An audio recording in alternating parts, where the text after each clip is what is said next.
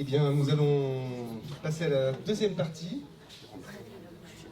La seconde voudrait dire qu'il n'y en a pas de troisième, mais la deuxième partie, parce que la troisième c'est ce soir. Ou même, on peut dire que la table ronde numéro 1 va commencer maintenant. Donc c'est une table ronde avec 3 libraires qui ont participé au manuel. Et ma première question, en fait, la première question que je vais poser va permettre à chacun de se présenter. Donc on est parti, tout le monde a bien mangé, on est calé. On va rentrer dans le vif du sujet, des assortiments.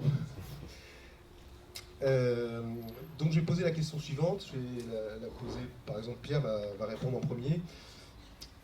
L'entrée dans le métier de libraire, c'est la question que je pose en fait, mais qui aussi t'invite à dire pourquoi tu es là et qui tu es.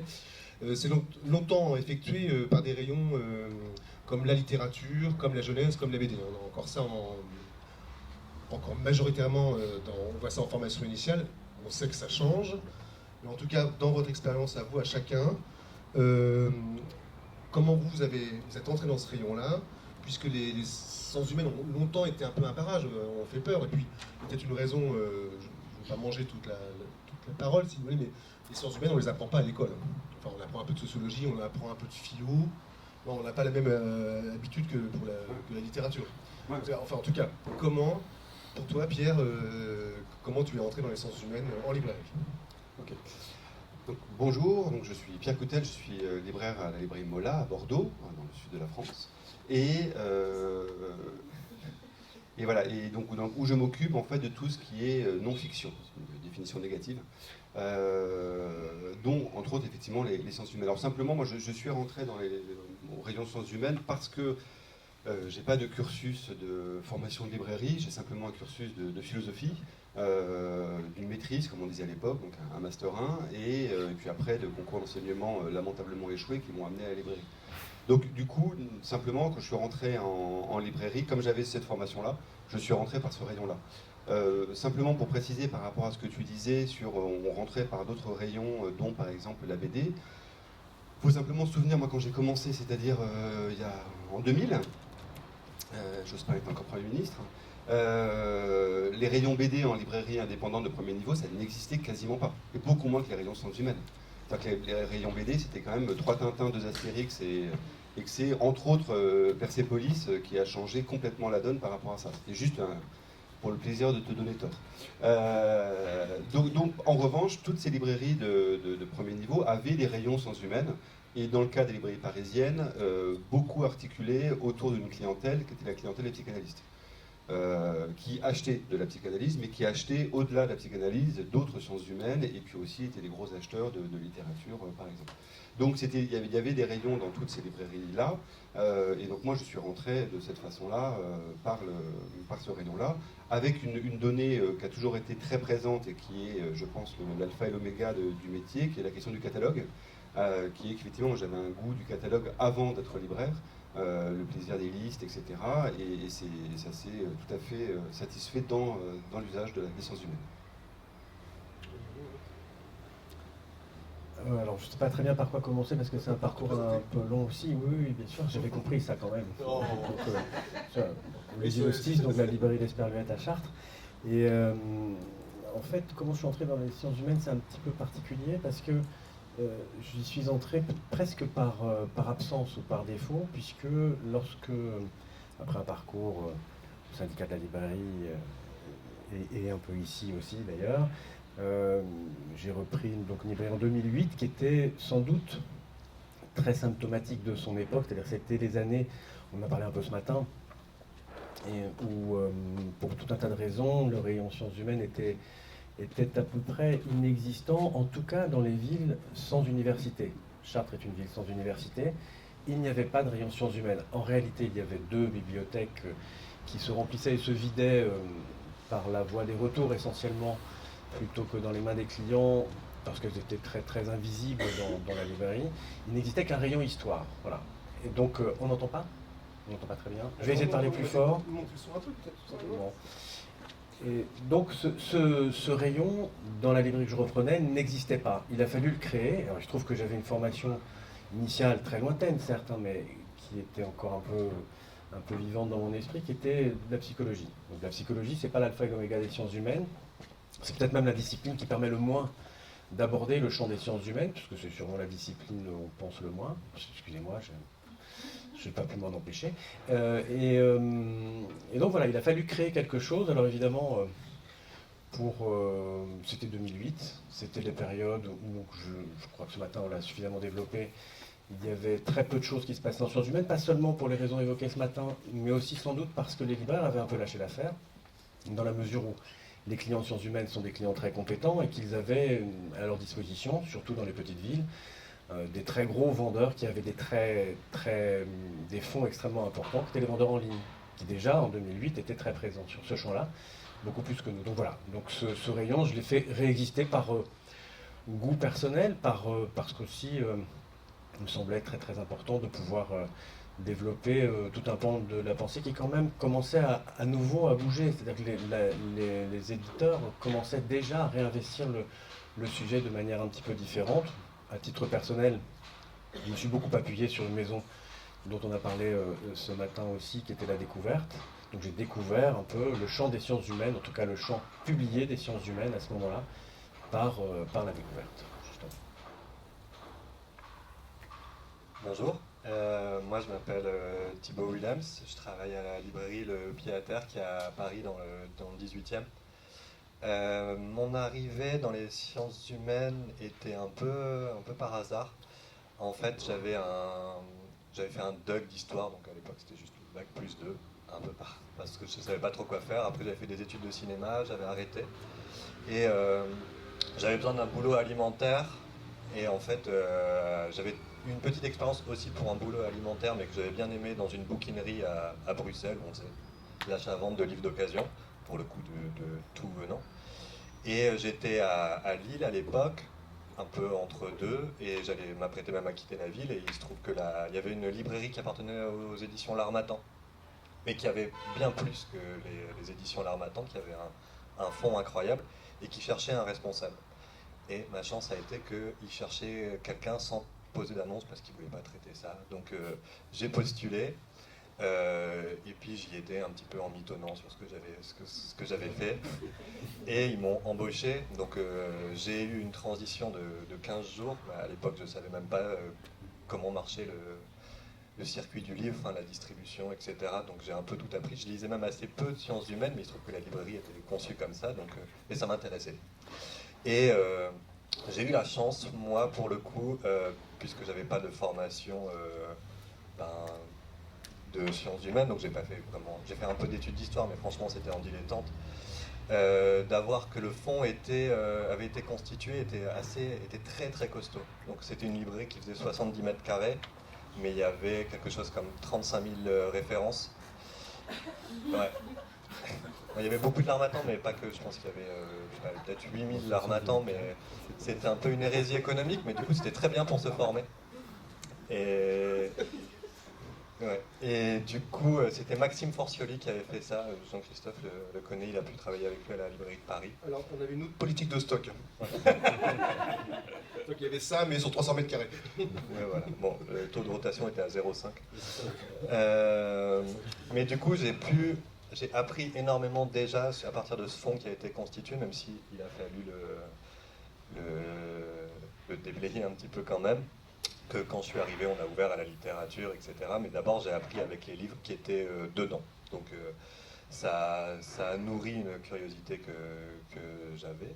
Et j'ai commencé à lire à partir de ce qui traînait là, et puis en me nourrissant vachement des discussions avec les représentants, avec les clientes et les clients qui venaient à la librairie, qui forcément, puisque les sciences humaines représentaient quelque chose comme 70 ou 80% du chiffre, étaient des gens qui étaient assez férus, assez érudits, très lecteurs, parfois très gros lecteurs. Donc c'était un petit endroit, donc il y avait beaucoup d'échanges. Donc voilà, je me suis fait... Évidemment, j'ai toujours des lacunes sur les classiques. Il y a des fondamentaux que je n'ai pas.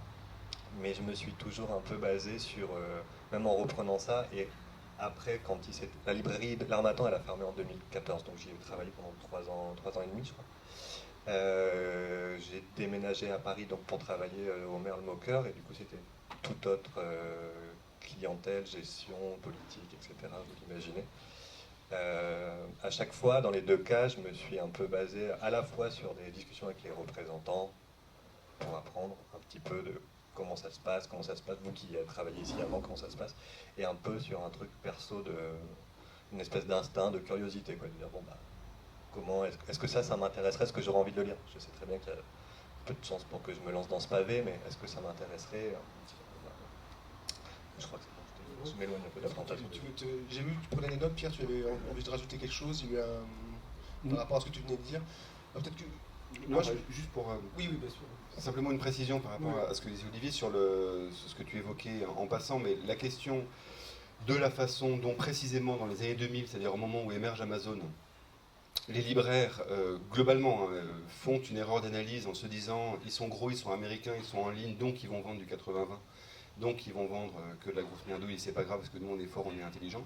Se sont complètement trompés, puisque ce qui a fait la force dans ces années-là d'Amazon, ça a été justement de vendre ce qu'on appelait à l'époque la longue traîne, c'est-à-dire effectivement très grand nombre de livres en très petite quantité, donc typiquement la définition des sciences humaines, que très rapidement ils ont occupé chez certains éditeurs, et en particulier sur les éditeurs universitaires, jusqu'à 30, 40, 50% des ventes, et qui était précisément le moment où, comme il y avait ce reflux évoqué ce matin, les libraires disaient bah, c'est compliqué quand même d'avoir des bouquins qui ne tournent pas du tout, et c'est le cas effectivement souvent des livres presse universitaires, et donc il y a eu ce mouvement ciseau quand même, dont on est sorti bien heureusement, mais qui est quand même très lié à cette dimension-là.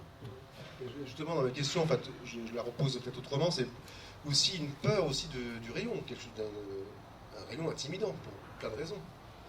Toi, ça ne te semble pas évident.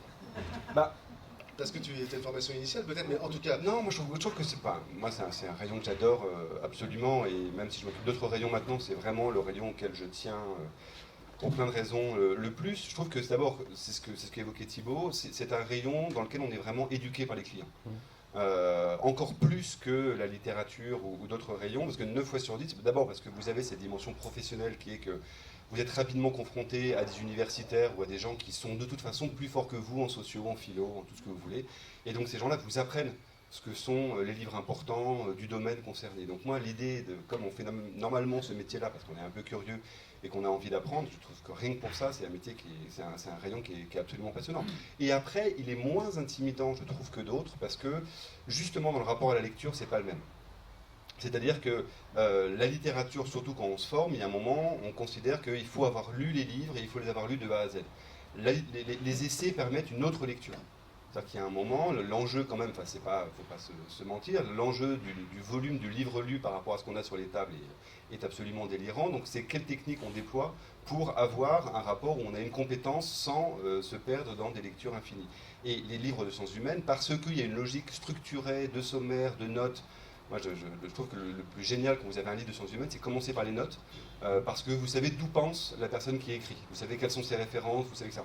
Et donc ça permet de parcourir énormément de livres en peu de temps.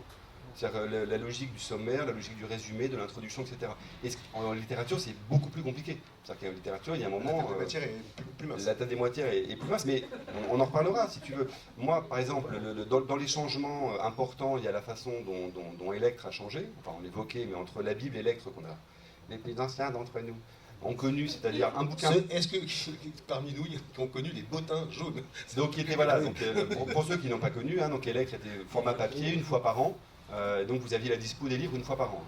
À partir du moment où vous êtes sur une logique informatique, vous êtes sur une logique où vous avez les matières, etc. Et donc là, pour faire du réseau, et on en reparlera après parce que c'est quand même le cœur de notre métier, pour faire du réseau intellectuel, et ça, vous n'avez pas ça, malheureusement, sur Electre. C'est-à-dire que vous ne savez pas si le livre parle de tel ou tel sujet. Et donc c'est beaucoup plus simple. C'est pour ça que oui, c'est intimidant, je comprends ce que tu veux dire, mais c'est plus facile, de mon point de vue, de s'y retrouver rapidement que dans d'autres rayons. Peut-être parce que tu as une constitution psychologique qui est celle-là. Je te laisse, la parole, Olivier, mais juste entre parenthèses, là, certains parmi vous ne savent pas ce que je fais ici. Je suis responsable pédagogique, et donc là, Pierre vient de donner un cours en pédagogie, comment aborder un livre en sciences humaines sans le lire, qui fera l'objet de 3 séances au 2e trimestre. On parlerait au responsable des BP. Non, mais c'est formidable ce que tu viens de dire. Tu t'en rends compte? Non, mais c'est pas l'objet. Non, mais si, c'est formidable ce qu'il vient de dire. J'abonde dans ce sens-là, parce qu'en fait, contrairement à ce qu'on pourrait croire comme ça, parce que nous sommes trois là, assis devant vous, on pourrait nous attribuer comme ça des compétences fausses. Alors Pierre les a, lui, en vrai, d'emblée. Les compétences fausses? Non, les vraies, non, les compétences. Nous attribuer faussement des compétences. Tu as raison, parlons français. Mais Pierre, lui les avait d'emblée, ce qui est, pour des raisons différentes, beaucoup moins le cas pour Thibaut ou pour moi, je pense. Enfin, je te laisse le dire pour toi, mais c'est ce qu'on a cru comprendre tout à l'heure. En fait, c'est un rayon qui est peut-être impressionnant comme ça sur le papier s'il s'agissait pour un libraire d'en maîtriser l'alpha et l'oméga des contenus. C'est évidemment pratiquement impossible. Et comme Pierre l'a dit, et Thibaut aussi, nos clients sont souvent infiniment plus compétents que nous sur un champ précis, celui pour lequel ils viennent justement à la librairie. Alors c'est peut-être un peu différent aujourd'hui parce que justement les choses changent beaucoup et le champ des sciences humaines change beaucoup. Mais en tout cas, pour l'époque dont on parle, là, qui est l'époque de nos origines, c'était encore comme ça. Et en fait, il faut l'aborder en tant que libraire, c'est-à-dire avec des outils de libraire, donc avec des outils bibliographiques, avec des repérages sur des indices qu'on peut avoir effectivement dans les outils bibliographiques, mais aussi, bien sûr, puisque en sciences humaines, ça, tous les étudiants qui ont fréquenté un peu la fac de sciences humaines le savent, on commence toujours par lire un livre par la table des matières, c'est très clair, et les libraires aussi, évidemment. Non, moi je dirais juste que effectivement c'est intimidant parce qu'on parle de gros savoirs, de philosophie, de sociologie, d'anthropologie, mais qu'en fait, puisqu'on parle d'être libraire, quelque part l'initiation elle est presque plus facile. L'acquisition de la connaissance d'un fond de littérature c'est extrêmement complexe, extrêmement long. Ça prend vraiment des années et des années de lecture. En sciences humaines aussi, bien sûr, mais au départ, je trouve, en tout cas, si on est un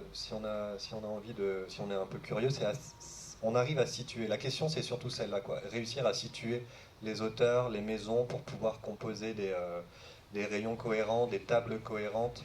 Et ça peut, quelque part, moi je trouve que c'est un peu plus facile, parce que ça peut se faire aussi sans avoir lu vraiment tous les textes, bien sûr. Et idem pour les conseils, puisqu'on en a aussi, mais il y a plein de gens qui savent beaucoup plus que nous, mais on nous en demande aussi pas mal. Moi je peux plus facilement orienter, je peux pas orienter sur des livres de littérature que j'ai pas lus, à part pour dire, ma collègue elle a bien aimé. Mais par contre, en sciences humaines, je peux dire, voilà, je l'ai pas lu, mais je sais que ce livre-là apporte le sujet de telle manière, j'avais lu des comptes rendus, j'avais regardé la table, effectivement, ça avait l'air pas mal, regardez si ça vous va. Enfin, voilà, quelque part, moi, je trouve que c'est plus facile de mettre les pieds dedans. C'est lié à une autre donnée qui était un peu évoquée ce matin, qui est que les sciences humaines font partie des domaines dans lesquels la marque éditoriale a encore un sens. C'est-à-dire que la plupart des maisons ont des lignes éditoriales qui fait qu'effectivement, ça rejoint ce que tu l'évoques dans le texte que tu as fait dans le livret. C'est-à-dire que globalement, comme tu dis, même si on n'a pas de livre, on sait qu'effectivement, on a une idée générale de la nature d'un texte qui est publié à la Fabrique, qui est publié au dehors, qui est publié chez Premier Parallèle, etc. Et ça, c'est extrêmement important. Et c'est dans la structuration d'un libraire, de ce qu'on apprend dans les bonnes écoles de librairie, qui est d'abord manger du catalogue et puis après vous montrer des livres. Et ça, c'est extrêmement important. Et de fait, sauf quelques maisons qui généralement ont peu de production, c'est globalement impossible en littérature. Et on peut ajouter que, outre cette structuration-là, par les maisons d'édition, par les champs, par exemple, idéologiques qu'on peut repérer, il y a un autre élément dans les sciences humaines qui est très, très important et structurant, c'est que finalement les paradigmes dans les différentes disciplines des sciences humaines ne sont pas si nombreux que ça. Les auteurs qui s'y rattachent sont assez rapidement repérables, etc., etc. Donc même si ces choses-là, par contre, puisque là on parle de disciplines, les grandes disciplines universitaires, les grandes disciplines académiques, nous servent de repérage. Aujourd'hui, c'est là aussi en train de changer probablement parce qu'on est en train de voir les rayons de sciences humaines se modifier assez rapidement. Mais en tout cas, pour le moment, ça reste encore quelque chose sur quoi on peut s'appuyer relativement facilement, même sans avoir effectivement tout lu. Tiens, Olivier, tu peux garder le micro parce que la question tu l'adresses. N'en prends pas ombrage, mais je m'adresse à celui qui a peut-être le plus vieux, quoi. Le plus vieux. On va faire ça.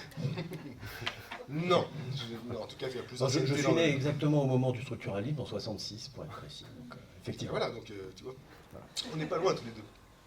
Donc, non, mais sérieusement, pour rebondir peut-être sur ce qu'a présenté un peu Vincent tout à l'heure, c'est comment toi tu as vécu, à titre personnel, l'évolution des sciences humaines. Même si tu n'avais pas encore repris la librairie, tu avais déjà un avis et tu étais lecteur de sciences humaines, tu connaissais l'évolution. Oui, mais alors pour reprendre la période qui a précédé, tu veux dire. Je ne sais pas comment répondre à cette question parce que ma lecture dans le champ des sciences humaines passait toujours par un mode d'entrée essentiel qui était la psychanalyse et l'anthropologie. Donc c'est un prisme relativement réduit au fond pour aborder des textes qui pouvaient être très très très différents. Mais donc je ne sais pas très bien répondre à cette question puisque je pense que je n'étais pas un lecteur si encyclopédique que ça des sciences humaines justement. Par exemple, j'étais très ignorant de tous les champs de l'économie, relativement de la sociologie. Évidemment, la philosophie, forcément, on l'aborde toujours un tout petit peu dans ces champs-là, mais je ne sais pas. En tout cas, ce qui m'a semblé très important assez vite, et au moment surtout où j'ai repris la librairie à Chartres, c'est que ça me paraissait s'effondrer, ça me paraissait important de faire quelque chose dans ce domaine-là, et je ne savais vraiment pas comment faire. En fait. Je crois que c'est cette ignorance-là, d'abord, qui m'a guidé, ignorance du champ, mais constat que ce champ-là n'était plus du tout aussi repérable peut-être que pendant mes années d'études, qui étaient passées depuis longtemps déjà. Si je cible plus la question, quelles sont... Là c'est vraiment à titre personnel, on passera au plan plus professionnel ensuite, mais qu'est-ce qui t'a marqué en tant que lecteur simplement Je pense que c'est intéressant d'avoir ce témoignage-là. Est-ce qu'il y a eu des textes qui ont été fondamentaux pour toi?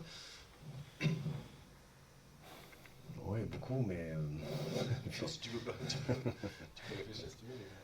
Oui, beaucoup. Je pense qu'on en a cité quelques-uns. Enfin, Vincent en a cité quelques-uns ce matin. Je crois que c'était très... On ne pouvait pas éviter Deleuze, on ne pouvait pas éviter Foucault, on ne pouvait pas éviter tous ces gens-là. Évidemment, encore une fois, pour mon cas personnel, je n'ai certainement pas voulu éviter Lacan. Ça peut vous paraître bizarre, mais des lecteurs de Lacan, il en existe encore un peu. Ils ne comprennent pas plus que ceux qui ne lisent pas. Oui, c'est moi. Je ne comprends pas non plus, hein, d'ailleurs. Mais voilà, des textes en fait qui étaient peut-être toujours à la fois l'objet d'une énigme et en même temps qui se confrontaient aux énigmes du contemporain. Peut-être quelque chose comme ça. Dans les textes plus récents, la production récente, est-ce qu'il y a des choses qui t'ont frappé, qui t'ont fait ce même effet? On ne peut pas éviter les sorcières. Enfin, cette question-là, sur la période contemporaine, je pense que ce livre-là est un marqueur extrêmement déterminant, important. Alors, pas seulement en tant que contenu, pas seulement parce que Mona Chollet, etc., mais parce que tout d'un coup, pour un libraire, c'est devenu... est redevenu, enfin, les sciences humaines sont redevenues le champ de possibles fortes ventes, avec des gens qui venaient vraiment chercher ce livre-là, qui venaient le chercher pour le contenu d'une part, et aussi sans doute parce que tout d'un coup, les livres de sciences humaines semblaient à nouveau s'adresser à des lecteurs hors de la sphère académique. Parce que c'est ça un peu la mort aussi des sciences humaines, c'est qu'elles s'étaient progressivement enfermées dans la sphère académique, exclusivement, avec des spécialisations et des chapellisations de plus en plus importantes qui étaient totalement ésotériques aux lecteurs lambda, en tout cas, par exemple, lambda de sciences humaines intéressés quand même, que j'étais par exemple. Et tout d'un coup, ce livre-là se lisait très simplement, de manière extrêmement fluide. Voilà. Je crois que fluide, d'ailleurs, c'est un terme particulièrement bien choisi. Même question.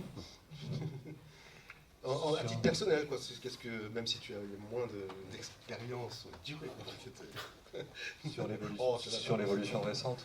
Ouais. Non, toi, qu'est-ce qui t'a marqué? Qu'est-ce que tu as vu à titre personnel? Quels sont les titres qui t'ont marqué ou des maisons d'édition? Comment tu as ressenti les choses? Comment tu as vécu J'abonde évidemment Sorcière est un gros marqueur parce que ça a amené toute une génération de... J'ai beaucoup discuté de ça avec ça m'a amené une génération ça l'a ramené vers des essais.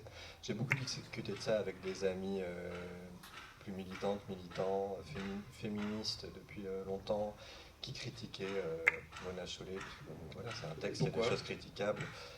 Parce que c'était trop léger, parce qu'il y avait... Enfin voilà, c'est pas très intéressant, c'est juste une... comme tout, ils ont des précarés aussi, et du coup, ils voient pas la... C'est toujours le combat de... Qu'est-ce que perd une lutte en étant vulgarisé? Voilà. Et Mona Chollet fait un moi je trouve très noble le travail de vulgarisation et je trouve très bon. Après, voilà, si on s'attend à lire du Monique Wittig avec Mona Chollet, c'est sûr qu'on va être déçu. Mais justement, je leur disais à quel point bah, voilà, des personnes qui avaient commencé par ce texte-là, je les voyais revenir et bah, justement, 1 ou 2 ans plus tard, lire du Wittig par exemple, et, ça réamène et ça participe à la démocratisation de la lecture de sciences humaines. Moi, ce qui m'a marqué, et Mona Chollet est l'une des incarnations de ça, mais elle n'est pas la seule, ça serait l'intérêt que portent les éditrices, les éditeurs sur des textes qui sont formellement un peu nouveaux, qui n'hésitent pas à employer, qui sortent du nous académique pour parler à la première personne, qui sont assez hybrides même parfois, qui peuvent se permettre des formes littéraires. Je sais pas, je peux penser aux Argonautes par exemple. C'est des textes très, très puissants justement pour parler de thématiques qui sont proches. Les livres de Justine Ogier que j'aime beaucoup, enfin, voilà, qui sont à cheval vraiment. Et je trouve qu'on a du coup quelque chose d'assez excitant sur les formes d'écriture, les sujets abordés, bien sûr, ça c'est clair mais c'est à l'échelle de la société. Je ne sais pas comment était j'ai de vagues souvenirs d'enfants des années 80-90. Le monde était bouillonnant aussi. Il y avait plein de questions sur la mondialisation, etc. Là, c'est vrai qu'il y a des tensions qui sont énormes, des questions fondamentales, des nouvelles questions politiques. Et du coup, il y a une soif. Et du coup, il y a beaucoup de nouveaux sujets qui arrivent à la suite de l'université. Mais aussi des nouvelles manières de les écrire. Et du coup, moi, je dirais que c'est un rayon qui est excitant et qui l'est de plus en plus.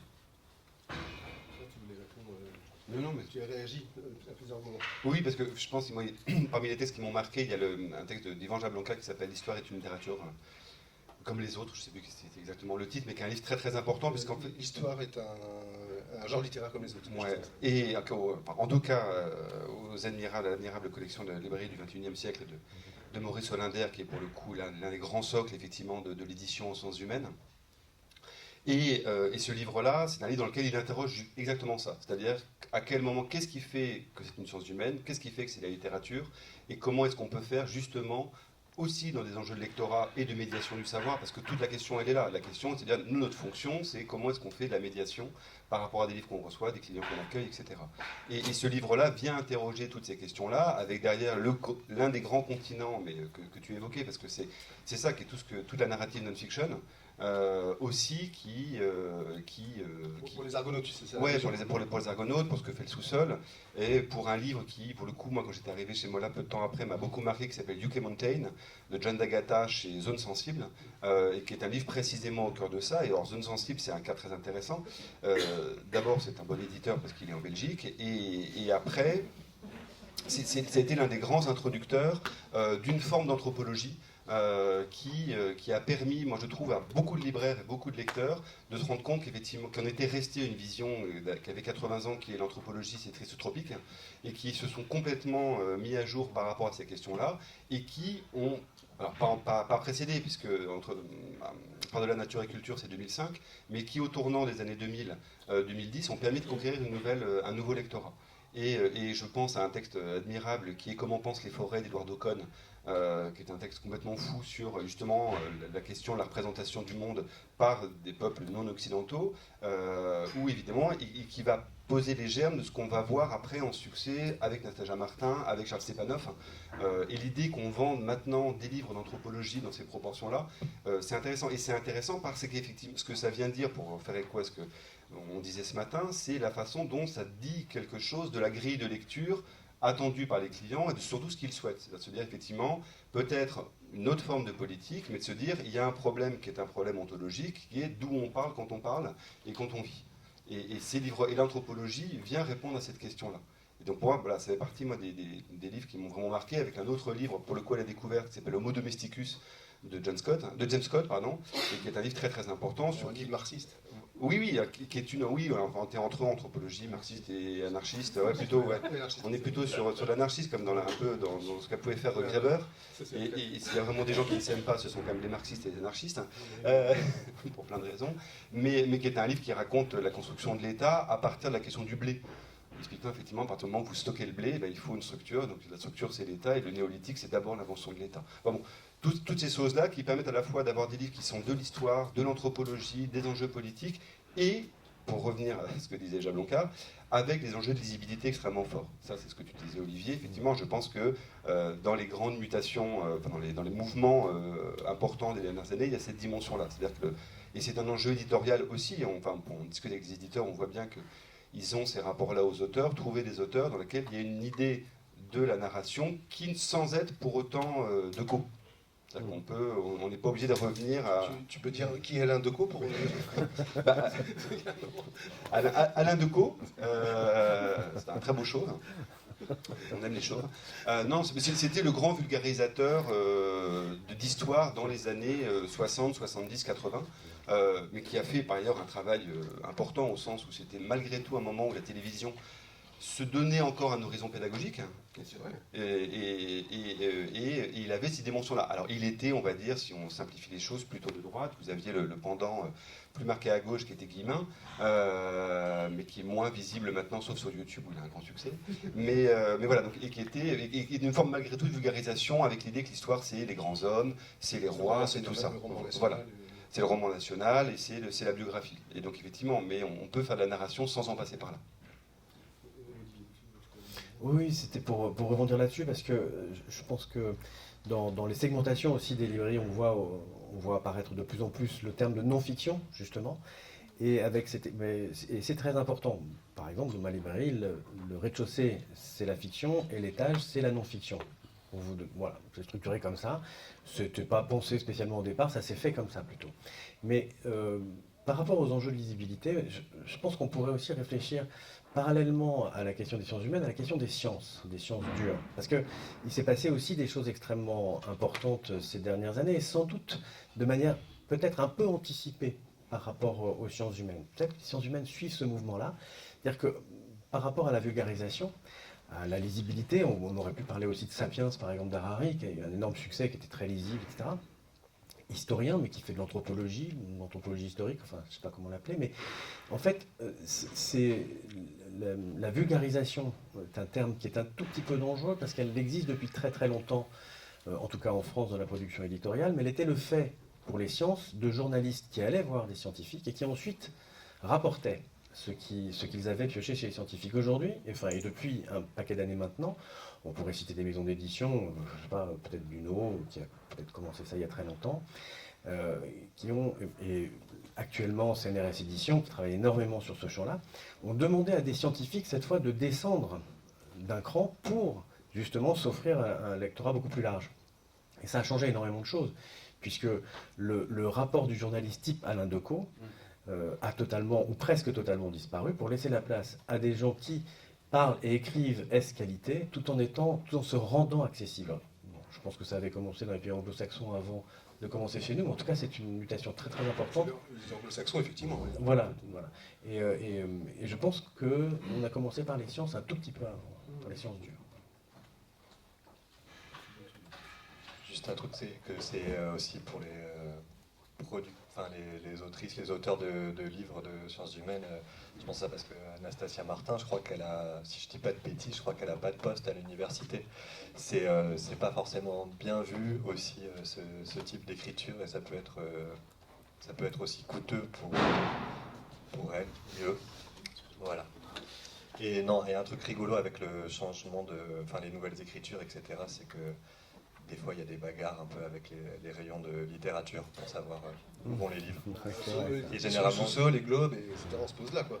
Quand tu dis que ça fait quand même maintenant presque 10 ans que cette histoire est là. Le Marcali, ça serait oui. Pierre, si tu veux bien, je vais te reposer la question suivante, à moins que tu aies d'autres choses à ajouter. Tu avais fini, Thibaut, Non, bah si, juste dire que souvent le truc c'est que quand ça marche, ça va en rayon littérature, et quand ça marche moins bien, ça va en sciences humaines, des fois dans l'ordre chronologique. Et, enfin, je veux dire, Et bon, faut un peu se bagarrer. Bon, maintenant, moi, étant donné que je suis plus dans une position responsable sciences humaines, mais aussi responsable de la librairie, je m'en fous un peu. Mais, Ouais, de toute façon, toi, c'est la tirelire la même, quoi, tu veux dire. ouais, voilà. Mais quand j'étais responsable rayon au Merle Moqueur, il y avait des fois des petites bagarres. Voilà, c'est un peu rigolo. Mais et comme les sciences humaines prennent de l'ampleur, c'est un débat qu'on peut. Une discussion qu'on peut mener Je avec pense plus que d'arguments. c'était une grosse discussion entre libraires, à un moment quand même. Oui, sur Laetitia. Sur Laetitia, ouais. Pour Laetitia, oui, c'était quand même fil rouge, fil blanc. Aussi, fil bleu.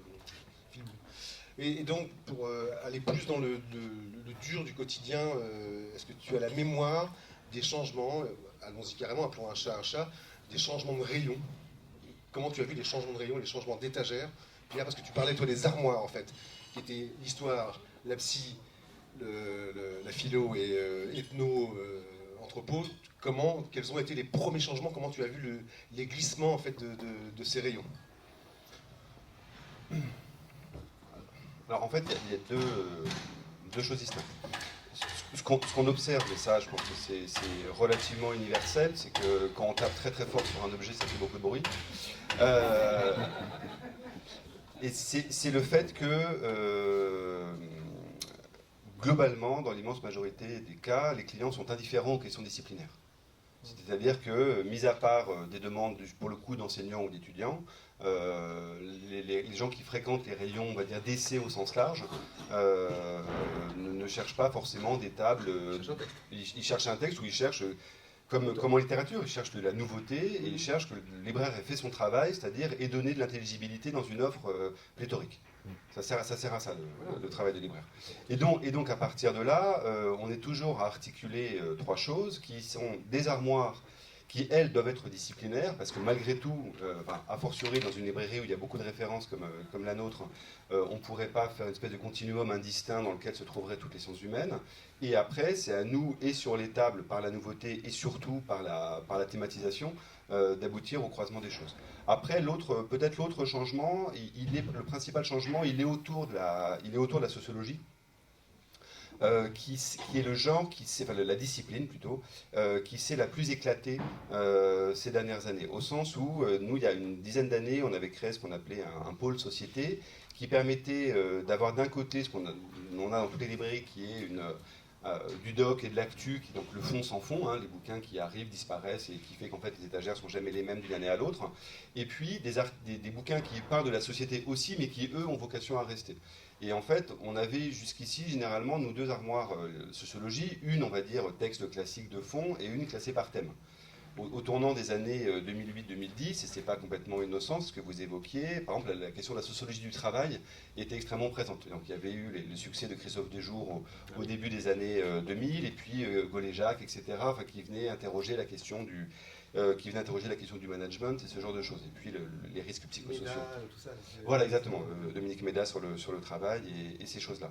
Et donc, or, ce qui s'est passé sur ces dernières années, c'est que, par exemple, si on parle du féminisme ou des questions de genre ou de l'écologie, alors l'écologie c'est un peu différent, c'est encore un autre croisement disciplinaire, mais le féminisme, à l'origine, c'était une sous-section des questions de genre de sociologie, et qui s'est, ce que vous évoquiez, qui s'est autonomisé, qui a pris une ampleur éditoriale, alors ça on en reparlera parce que il y a ce phénomène magnifique qu'on appelle le vampirisme éditorial, qui est, dès lors que, comme tu disais, quand il y a Sorcière qui fait, je sais pas, 5, 6 ou 700 000, forcément ça aiguise des appétits, et donc il y a des textes plus ou moins nécessaires qui apparaissent dans la suite. Donc pareil, là c'est toujours notre boulot de libraire de le faire, c'est-à-dire de se dire effectivement quel est l'horizon des clients, qu'est-ce qu'on présente pas. Donc le principal changement, il est autour de ces domaines-là. Oui, pour abonder dans ce sens-là, effectivement, les librairies ont toutes vu naître, ou presque toutes vu naître, des rayons écologiques qui sont effectivement des croisements, alors là, qui vont même piocher du côté de la vie pratique, hein, pratiquement. Voilà. Et le féminisme qui s'est complètement autonomisé. L'écoféminisme, ce serait peut-être un nouveau paradigme à réfléchir contre l'ancien paradigme qui serait cette espèce de verticalité disciplinaire avec des barres donc verticales de bibliothèque en bibliothèque entre les disciplines qui aujourd'hui se retrouvent sur des tables et même parfois dans des rayons de bibliothèques autonomisés, en particulier effectivement les questions de genre et le féminisme en ce moment, en tout cas pour le champ des sciences humaines. Mais au fond, c'est pas une question ignorée des libraires, puisque c'est une manière d'organiser peut-être un secteur en termes de réponse à des questions qui se posent aujourd'hui. Les disciplines répondaient à des questions, mais des questions qui étaient les leurs au départ, certainement. Aujourd'hui, elles ne répondent pas. Par exemple, sur la question féministe, on va pas dire bon, je vais aller dans le rayon sociologie, puis dans le rayon psychologie, enfin, et puis piocher comme ça. Non, il y a un thème qui s'organise autour de ça, un petit peu comme dans les espaces jeunesse ou dans les librairies jeunesse, qui effectivement sont très organisés en termes de réponse aux questions que les clients viennent nous poser. Ah. Et je pense que c'est ça aussi. Ah oui, au fond. comme en jeunesse, je viens de comprendre en fait. Comme dans le secteur de Qu'est-ce que le jeunesse. deuil, qu'est-ce que Voilà, c'est ça. une séparation Un rayon jeunesse est en qu'est-ce que partie, rupture voilà, un rayon jeunesse est en partie organisé sous la forme de réponse à des questions majeures dans une société donnée. Et je crois que c'est ce qui est en train d'arriver aujourd'hui dans le secteur des sciences humaines, que peut-être, encore une fois, on devrait rebaptiser plus franchement et plus généralement non-fiction, d'ailleurs, de ce point de vue-là. Parce que c'est à partir avec une notion plus générale et qui peut être très noble, hein, pas forcément, qui peut être le développement personnel en fait. Parce que toi, on avait discuté sur l'histoire de toi qui viens. On avait dit qu'on n'en parlait pas. On n'en parle pas. C'est un sujet compliqué, ça, qui fâche, hein, ça, éventuellement.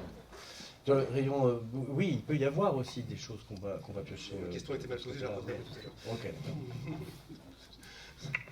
Thibaut,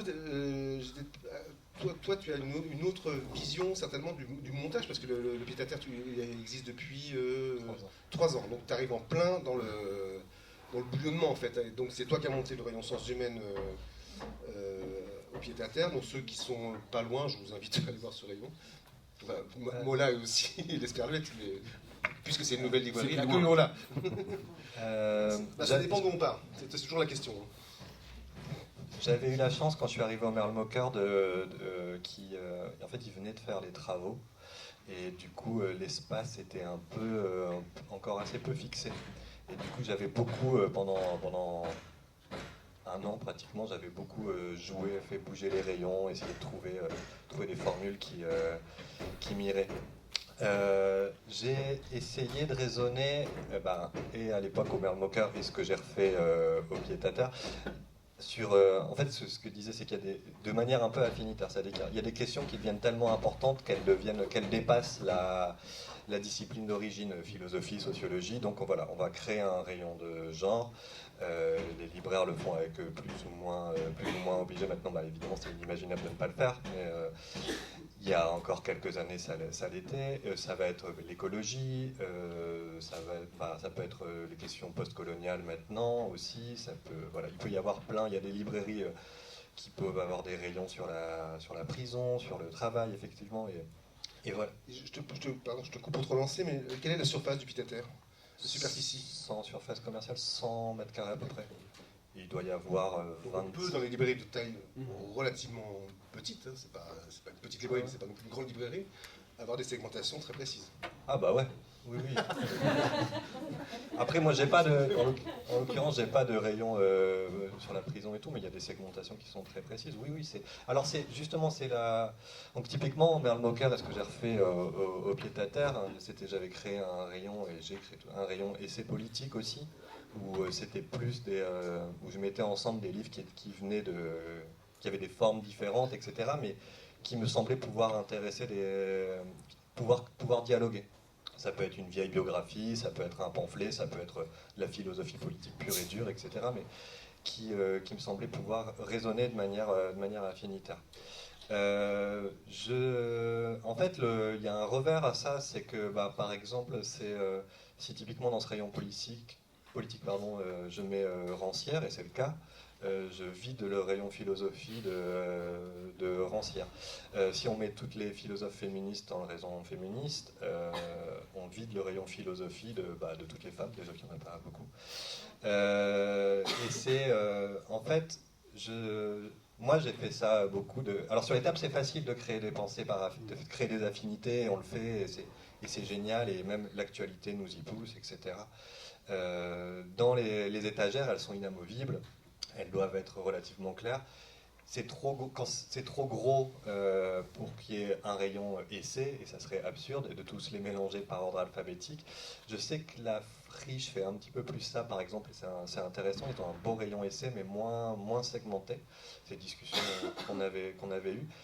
Moi, je suis un peu dans un entre-deux, c'est-à-dire que j'ai fait ça, avoir sous-segmenté beaucoup.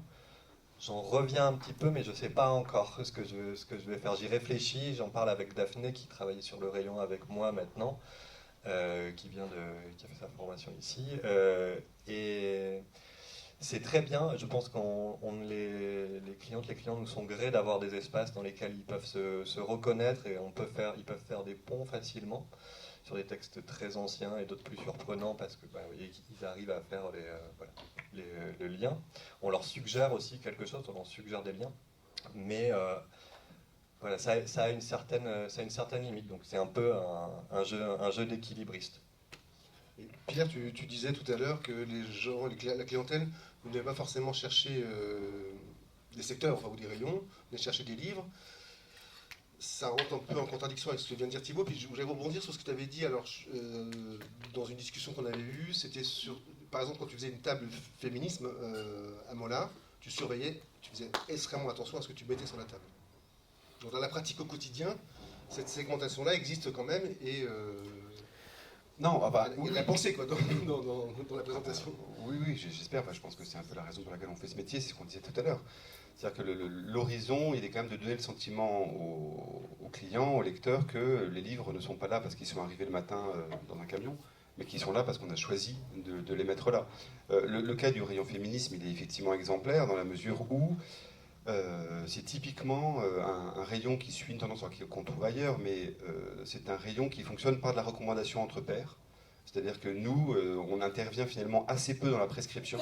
Et on voit bien que, puisque ce sont évidemment des lectrices à 99%, elles se recommandent entre elles. Elles sont extrêmement expertes sur ce qu'elles attendent d'un métaféminisme. Et on voit bien comment elles scannent les tables et comment elles jugent si le travail a été fait ou pas. Alors, on ne peut pas considérer que le client ait absolument toujours raison. Mais globalement, dans le cas présent, plutôt aussi. Et ce qui est intéressant en termes de marqueurs politiques, si tu veux, c'est que la façon dont, par exemple, sont distribuées les choses à Bordeaux, c'est qu'il y aurait eu toute raison que ce ne soit pas le rayon féminisme de la librairie Mola qui fonctionne le mieux. C'est-à-dire, pour dire les choses de façon un peu chantournée, disons qu'il y a d'autres acteurs qui étaient plus marqués, on va dire, il y a d'autres politiques. villes pour accueillir ce genre de... Ouais, non, c'est pas ça, c'est qu'il y avait d'autres acteurs sur la ville dont on pouvait penser que politiquement ils étaient plus orientés et plus au même. Et en fait, là, on rejoint ce qui a été dit ce matin, c'est l'offre. C'est-à-dire qu'effectivement, c'est la façon dont l'offre est présentée et proposée qui remporte le morceau. C'est-à-dire que parce que le travail est fait, et nous, on a la chance, en l'occurrence, d'avoir une libraire qui a admirablement fait le travail sur le sujet et qui fait qu'on est récompensé. Et on observe effectivement quasiment des réunions, si l'on veut, de jeunes filles qui sont par 2, par 3, par 5 à discuter des bouquins devant les tables. Bon, je pense qu'il n'y a pas de bien meilleure récompense pour un libraire que d'observer ça. Ça se dire, voilà, parce que on ne l'a pas évoqué, il faudrait qu'on y revienne parce que ça a été évoqué un tout petit peu ce matin sur la question du débat et de la fonction de la librairie par rapport à ça. Mais voilà, on est là pour on est là pour mettre à disposition les conditions d'un débat. Tu voulais dire quelque chose, après je pose une question à Olivier. Juste quand je suis arrivé au Mermoker, donc j'ai pu un peu gérer l'espace comme je voulais. Et j'avais la chance aussi que le patron ne passait pas trop de temps là, donc il faisait pas trop gaffe. Et en fait, il m'avait dit au départ, bon ici c'est une librairie généraliste, c'est pas compagnie, on fait pas trop de fonds et puis pas trop engagé. J'ai dit oui. Et j'ai fait l'inverse. Et en fait, c'est les chiffres qui ont parlé. Ça a très très bien marché. Parce que voilà, quand on propose quelque chose, quand les gens voient qu'il y a un travail qui est fait, qu'il y a de la cohérence, une librairie généraliste, même si elle n'avait pas une image comme telle, voilà. Et pour la petite anecdote, quand je suis parti, il avait embauché une libraire dont il me dit... Elle sortait de l'INFL, elle n'avait pas d'expérience, mais il me dit elle est vraiment militante. Hein. Et puis du coup c'était limite ce qui était le plus important pour lui, ce qui était une erreur aussi par ailleurs. Mais pour dire à quel point il avait tourné Kazakh sur ce sujet-là et ça avait modifié ses représentations. Olivier, moi je voulais revenir aussi sur une anecdote que tu as racontée, je ne sais plus dans quel cas, sur la sociologie de ta clientèle. Tu parlais de la table histoire, où tu avais eu à Orléans, tu as un public mixte, on va dire, politiquement. À Chartres, tu as un public mixte politiquement, et tu voulais que ces gens-là se réunissent. Tu avais un exemple, tu avais une anecdote à ce sujet-là, en fait. Sur côté pratico-pratique de la présentation. Alors, Si, c'était faire côtoyer la découverte et Perrin. ah oui, oui, oui. Oui, j'ai eu peur qu'en plus de dire que j'étais vieux, tu allais me taxer de réac, donc, mais Ça va te perdre maintenant. c'est possible. Enfin, il faut l'être un peu quand même à Chartres, hein, réac, je veux dire. Donc oui, alors c'est une anecdote, je ne sais pas si c'est très intéressant, mais non, mais disons que... Ça dépend comment tu la formules. Oui, je sais pas du tout. Ouais, du coup, je sais pas du tout raconter les histoires. Elle est intéressante. Raconte-la bien, on va rire. Vous voulez pas une blague plutôt? Oh, Non, c'est-à-dire qu'en fait, Chartres c'est une petite ville, beaucoup plus petite qu'Orléans justement, dont tu me faisais crédit tout à l'heure. Et on est un petit peu, en tout cas en tant que libraire généraliste, on est seul. Il y a la Fnac à côté, mais donc en tant que libraire indépendant généraliste, nous sommes seuls. Donc la tentative de l'Esperluette, c'est d'être la librairie de tout le monde. Alors, on n'y arrive jamais sûrement complètement, mais c'est quand même ça. Et je pense que d'ailleurs, pour la librairie Mola, qui est une très grande librairie dans une grande ville, ça doit pas être si éloigné que ça. exactement. Voilà. Et donc, bon, comment gérer justement des positions qui peuvent être extrêmement dissemblables, en tout cas dans une ville un peu Janus comme Chartres, qui est à la fois une petite ville de province ancienne, patrimoniale, etc., et une ville avec beaucoup de navetteurs, c'est-à-dire des gens qui viennent travailler en région parisienne tous les jours, des milliers. Hein, je crois que c'est 9 à 10 000 personnes qui prennent le train quotidiennement entre Paris et Chartres, pour le dire, enfin entre Versailles, la Défense, Paris et Chartres. Et donc avec des sociologies extrêmement différentes qu'on constatait d'ailleurs très très clairement entre la semaine et le samedi. C'est-à-dire que la semaine, on avait des clients et le samedi, d'autres clients. Ouais, ils se mélangeaient très très peu. Aujourd'hui, c'est en train de changer parce que depuis nos affaires récentes et le télétravail, bon, on a des gens différents toute la semaine. Et justement, c'était ça qui était assez intéressant, parce que je crois que l'anecdote dont tu parles, Christophe, c'est un monsieur, enfin, qui a sauté sur Colvézi, c'est-à-dire un ancien officier des parachutistes, très lecteur. Alors, il ne lit pas tout, pas tous les genres, mais qui m'a dit au tout début, bon, je pense que vous n'êtes pas du tout de mon bord politique. Qu'en savait-il? Peut-être pas l'allure d'un légionnaire, c'est possible, mais en tout cas, et qui me disait, mais je suis content parce que je trouve mes livres, donc des livres d'histoire, notamment, plutôt Sévilla que, voilà, que d'autres. Oui, que Chapoutot par exemple, mais qui justement pouvait trouver à côté, ou pas loin du dernier Sévilla, le dernier Chapoutot. Et qui me disait qu'il était très content de ça, très content de voir, et ça c'est un vrai compliment en fait. C'est-à-dire que venant de la part de quelqu'un dont on ne peut pas trop supposer, dont on suppose plutôt, peut-être à tort, qu'il n'a absolument aucune ouverture d'esprit, il m'a prouvé l'inverse, il m'a prouvé qu'effectivement on pouvait mixer sur des sujets proches, des points de vue extrêmement différents. Voilà. Mais après, c'est toujours un exercice d'équilibriste un petit peu compliqué à faire, évidemment. Dans une grande ville, en fait, chaque libraire occupe une position peut-être plus marquée, mais dans une petite ville ou dans une très grande librairie de grande ville, je pense que la question se pose vraiment différemment. Oui, parce que j'ai des positions... Oui, et puis Pierre le disait, c'est organiser les conditions du débat, quoi. Organiser les conditions. Voilà, et du débat entre les livres, d'abord sur nos tables, je pense que c'est... Parce que pour le pied-à-terre, la ligne éditoriale va être beaucoup plus, je dis pas plus simple, plus claire, plus évidente, plus marquée à mettre en place sur les généralistes qui doivent être généralistes de fait dans l'offre. Comment tu peux avoir des gens qui se fâchent, tu peux créer du débat. Oui. Oui, ça arrive, mais bon, généralement, les gens qui sont pas contents ou pas satisfaits ne reviennent pas ou le disent pas. Ça, c'est à la fois l'inconvénient et l'avantage de Paris, c'est que il suffit de tourner le...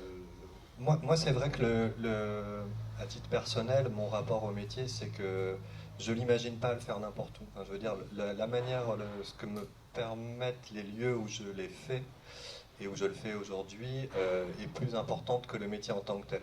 Je ne pourrais pas travailler dans une librairie dans laquelle je pourrais pas... Enfin, je mets pas les livres en avant que j'aime et à l'inverse où je suis obligé de... Le Merle Mocker, c'était parfois limite, même si on peut toujours se débrouiller parce qu'il y a la composition des tables et je peux cacher certains trucs, etc.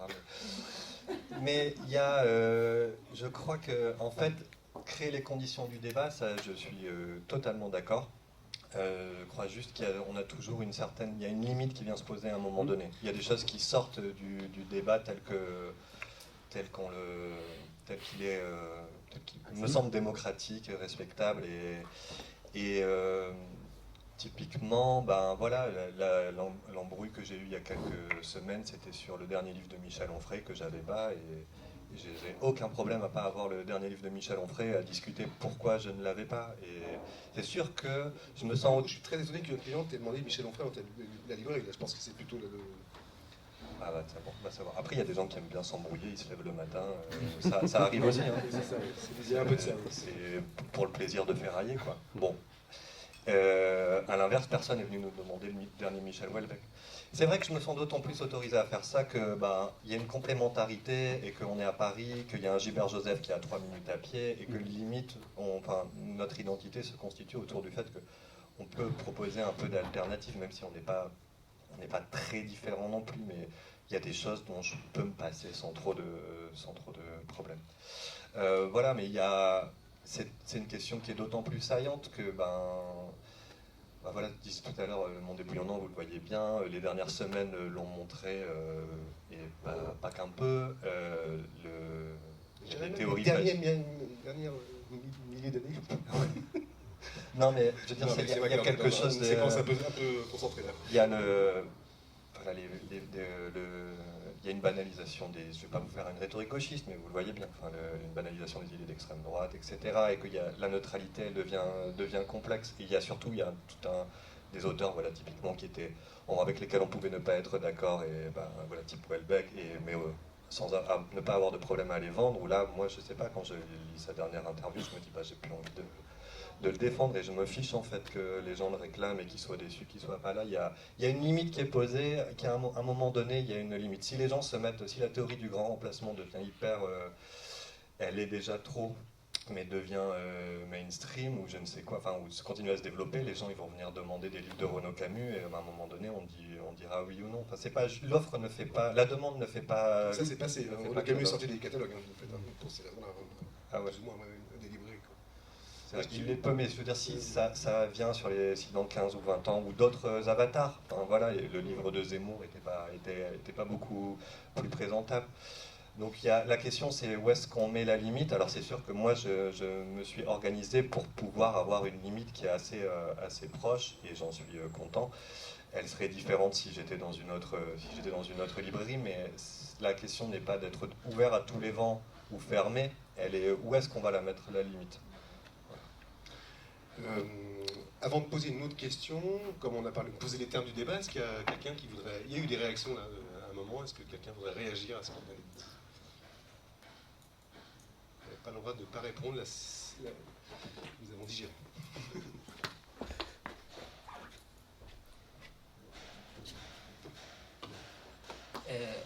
Alors, moi, la question s'est beaucoup posée dans ma librairie, et on l'a vu, en fait, les sciences humaines, finalement, c'est un rayon qui regroupe une quantité de disciplines assez impressionnante quand on commence à mettre le doigt dessus. J'ai essayé de lister en fait les différentes disciplines et c'est interminable. Et je me pose la question de savoir est-ce qu'il n'y a pas finalement, quand on essaie de constituer un fonds en sciences humaines, autant de fonds qu'il y a de libraires, contrairement par exemple à la littérature où on a finalement des bibliographies qui peuvent être assez stables sur les classiques, je me dis, est-ce qu'il n'y a pas autant de fonds en sciences humaines qu'il y a de libraires ? Pardon, je vais consulter mais c'est valable pour tous les rayons. C'est valable pour tous les rayons. Ouais, On prend la science humaine, à mon sens.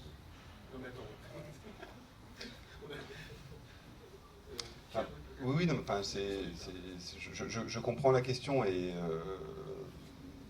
je pense que c'est, comme vous disiez, tous les rayons ont les mêmes problèmes et que la liste de classiques n'est pas la même dans le rayon littérature. Alors, prenons un exemple trivial, si vous prenez tout Balzac, vous avez 3,50 m de linéaire, donc vous prenez lequel ?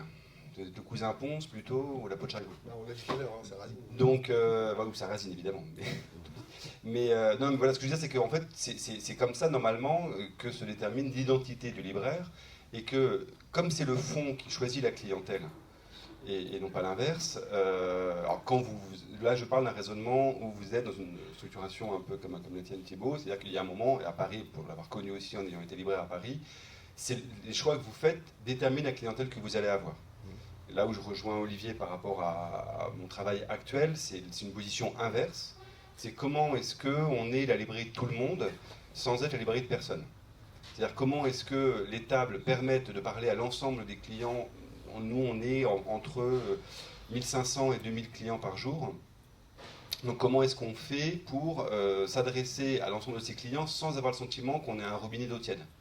C'est-à-dire sans avoir le sentiment qu'on est simplement des tables de nouveautés, c'est une petite appellation atroce, qui est, comme je disais tout à l'heure, on a le sentiment que le bouquin est arrivé, ah bah tiens, il y avait un trou, je vais le mettre là, qui est la négation de notre métier. Donc voilà, pour moi, la problématique, elle est plus là, mais la question du fond, elle se pose dans absolument tous les rayons, et je trouve qu'au contraire, la question disciplinaire, pour rejoindre la question du début, elle est quand même elle est très très utile, même si elle est pour nous, même si elle est que pour nous libraires, pour nous permettre de nous orienter, de se dire, moi je vais prendre, pour parler vraiment trivialement, 2 mètres de philosophie, 1 mètre de psychanalyse, de 5 mètres de sociologie.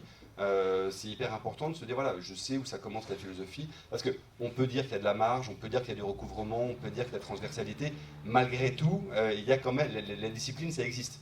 C'est-à-dire qu'effectivement, et ce qui est intéressant, alors pour ce que je disais aussi sur le féminisme, ce que dit Manon Garcia en tant que philosophe sur le féminisme, c'est pas la même chose que ce que va dire une sociologue ou de ce que va dire une anthropologue, etc. Et ce qui est intéressant, c'est le croisement de ces choses-là. Mais donc à partir de là, c'est la discipline, je pense qu'il faut la tenir, même si on la tient que pour nous, mais il faut avoir l'esprit clair par rapport à ça. Juste après, je rends le micro. Non, mais tu vois, il me semble que la question de l'écologie, je trouve qu'il y a une espèce d'impensé qui est assez amusant, c'est qu'en fait, l'écologie, c'est de la géographie. Et sauf que la géographie, maintenant, tout le monde s'en fout. Enfin, c'est vraiment un truc, personne n'a de rayon géographie, personne. Et en fait, si vous regardez la question écologique, et il y a un bouquin très intéressant au CNRS d'ailleurs qui est sorti sur le sujet, c'est une sorte de sous-partie de la géographie, c'est la question du rapport entre les hommes, les territoires, le milieu, etc. Enfin, qui est quand même ni plus ni moins que la définition de la géographie. Donc ça, voilà, je pense que c'est important de savoir ça. C'est important de savoir ça parce qu'on peut considérer que, par exemple, l'un des prochains thèmes qui me semble important, et on commence à voir apparaître des sujets là-dessus, c'est la géologie. C'est quoi le sol? Ok, on a vu la nature, on a vu les animaux, on a vu les hommes, mais le sol, c'est quoi? Deux livres parus par un même auteur, et évidemment, dont m'échappe à l'instant, l'un chez Wild Project, l'autre chez Premier Parallèle, qui s'appelle La rivière et le bulldozer, qui dit c'est quoi le sédiment? Donc qu'est-ce que ça signifie, le sédiment, la rivière, où est l'homme par rapport à ça, etc. Et donc ça, la géologie, c'est intéressant aussi. Qui a un rayon géologie dans sa librairie? Donc, et néanmoins, je pense qu'il faut s'intéresser à ça pour importer les livres et après les présenter sur les tables écologiques, parce qu'on ne va pas faire des rayons géologiques qui seront bornés. Donc je pense que le mode de raisonnement, il est toujours à articuler les deux choses. Nous, en tant que libraires, on sert à ça. C'est-à-dire qu'on a des savoirs, pour plein de raisons, ce qu'on a évoqué au début de l'entretien. On a des instruments de médiation qui sont les livres, et même si ça n'apparaît pas aux yeux des clients, il faut qu'on articule les deux. C'est comme ça qu'on fait des tables intelligentes.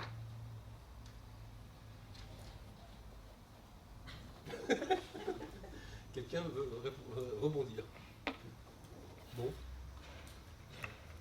Moi, juste, je dirais là où il y a autant de fonds que de libraires, oui et non, ça dépend justement dans la librairie dans laquelle on arrive, à quel point le fond est constitué et solide et on peut le bouger ou pas.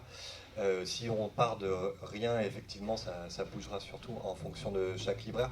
C'est surtout les tables qui changent en fonction des libraires. C'est marrant les connexions qu'on fait, les ponts. Tiens, je vais mettre tel livre à côté de tel autre, etc. Il n'y a personne qui le voit, je pense. On espère que, mais il y a quelque chose toujours de très très très subjectif.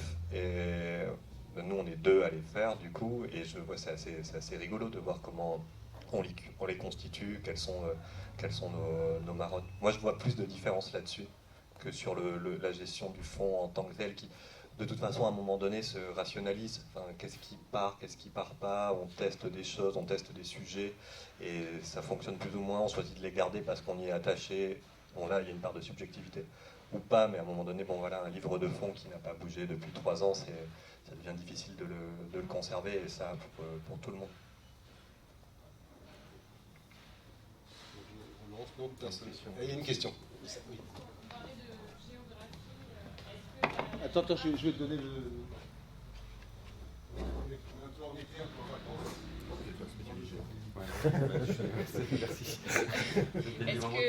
Est-ce que la géographie des librairies, elle aussi, a changé depuis que vous avez commencé vos pratiques? Est-ce qu'il y a des tables plus en avant? Est-ce que les rayons sont plus proches? Parce qu'on a tendance à mettre la littérature directement quand on rentre dans une librairie. Est-ce que maintenant, mettre des nouveautés à la caisse, des pratiques qui commencent à se faire, mais est-ce que c'était beaucoup plus cloisonné avant?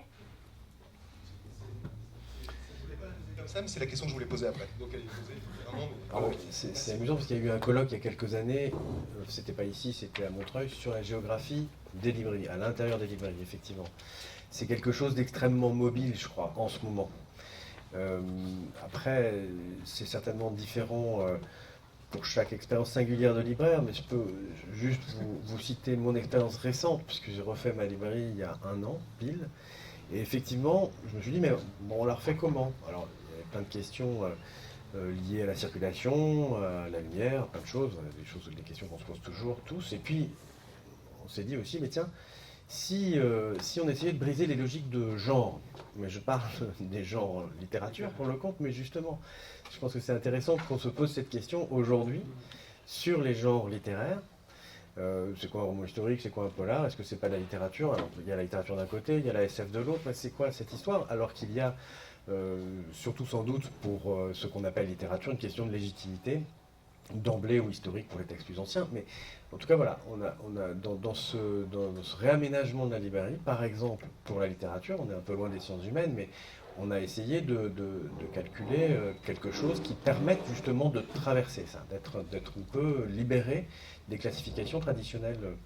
Voilà. On ne peut pas s'en libérer totalement, c'est un petit peu comme les bibliothèques en sciences humaines, c'est-à-dire qu'il y a des disciplines quand même qu'on conserve parce qu'on a besoin de ce type de repérage, parce qu'on a des clients qui se repèrent commercialement comme ça, et donc c'est important aussi d'en tenir compte. Et actuellement, nous nous posons les questions de terminer le réaménagement justement du rayon sciences humaines. Et la première chose qu'on envisage, c'est de changer justement les tables, pour reprendre ce que disait Thibaut, parce qu'on a aujourd'hui un mobilier qui n'est pas très pratique, pas très adaptable, pas très lisible non plus, lorsque justement on essaie de faire des associations comme ça. Enfin, ça se voit pas très bien. Donc on se pose la question de sans doute briser les frontières un petit peu en ce moment, mais peut-être parce qu'on est dans un moment de flou, peut-être qu'on est dans un moment de changement de nos paradigmes, voilà. Mais en tout cas, je pense que votre question est une question d'actualité absolue. C'est-à-dire qu'aujourd'hui, ça change vraiment beaucoup. C'est vraiment en train de se modifier de manière très très forte. Je trouve intéressant dans les ouvertures récentes de librairies, là j'ai que 2 exemples en tête, mais il y en aurait certainement plus. Dans les dernières ouvertures de librairies très récentes qui fonctionnent, j'ai que 2 exemples en banlieue parisienne. Je pense à l'Infini Comédie à Bourg-la-Reine. Sa première table, la première chose quand on rentre dans sa librairie, c'est les Beaux-Arts. Et c'est quand même un changement dans l'entrée d'une librairie qu'on voit peu, qui n'est pas dans nos habitudes. C'est pas comme ça qu'on a appris à réfléchir la librairie. Ça casse un code quand même, ça casse quelque chose et ça fonctionne. Je pense au Beau Lendemain à Bagnolet parce que je la connais un peu mieux. La première table, l'ouverture de la librairie se fait sur les SHS. La littérature arrive bien après dans la librairie, puisqu'on a les romans graphiques avant. Donc, et on voit de plus en plus, on pourrait multiplier les exemples d'habitudes qu'on casse, de changements sur l'ordre des tables, des rayons. Ça ne change pas forcément le fond à l'intérieur, la qualité du fond et du travail, mais on change là nos paradigmes de libraire et de travail et de rapport aux clientes et clients. C'est intéressant. Et sur ces 2 librairies-là, ça fonctionne.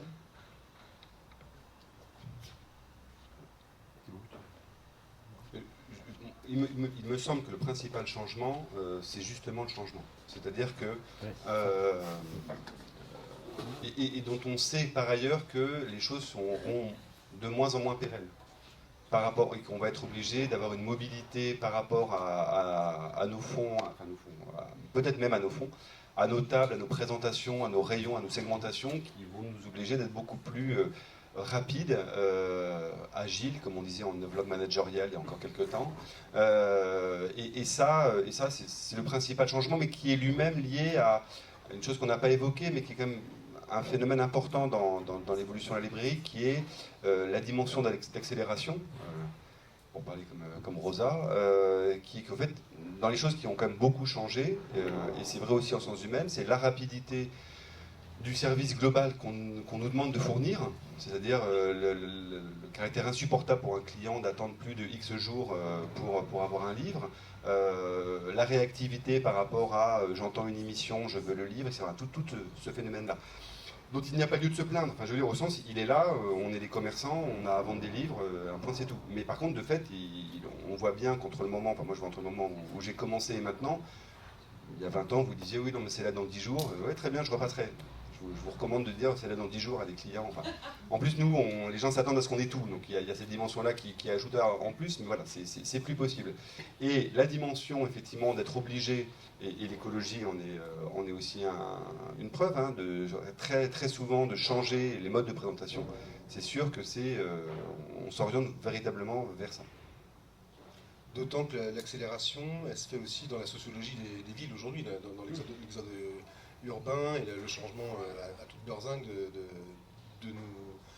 Bah là, tu cites la petite couronne, enfin la zone 1, zone 2 en fait, où le périphérique en fait reste encore un peu géographiquement une césure, mais sociologiquement et politiquement plus du tout. Donc on a des libraires qui sont dans un assortiment, pour dire les choses vite. Je dis ça sans aucun jugement ou aucune pensée derrière, c'est qui ressemble beaucoup à des assortiments parisiens, quoi, de tels qu'on les voit dans l'intramuros, quoi. Et donc ça aussi, ça fait bouger aussi, pour rebondir, à mon avis, bouger beaucoup aussi les assortiments dans les villes qui sont les petites villes à côté des grandes villes, même en rural, enfin, etc. Je pense qu'il y a vraiment un questionnement qui s'est... Enfin, si on va même dans les grandes villes de province. Non mais je plaisante pas. Bien sûr. Bordeaux était là avant que le lendemain existe. C'est ça que je veux dire. Les changements sociologiques qu'on a vu à Bordeaux, 10 ans du centre-ville. Les Parisiens qui sont arrivés à Bordeaux, c'est ça. Oui, et a des conséquences sur les rayons, a des conséquences sur ce qu'on vend l'été, a des conséquences, enfin, évidemment, c'est-à-dire que ça joue. Pour des librairies qui sont justement en banlieue bordelaise, vous avez changé complètement tout votre assortiment. Allez hop là, c'est à toi.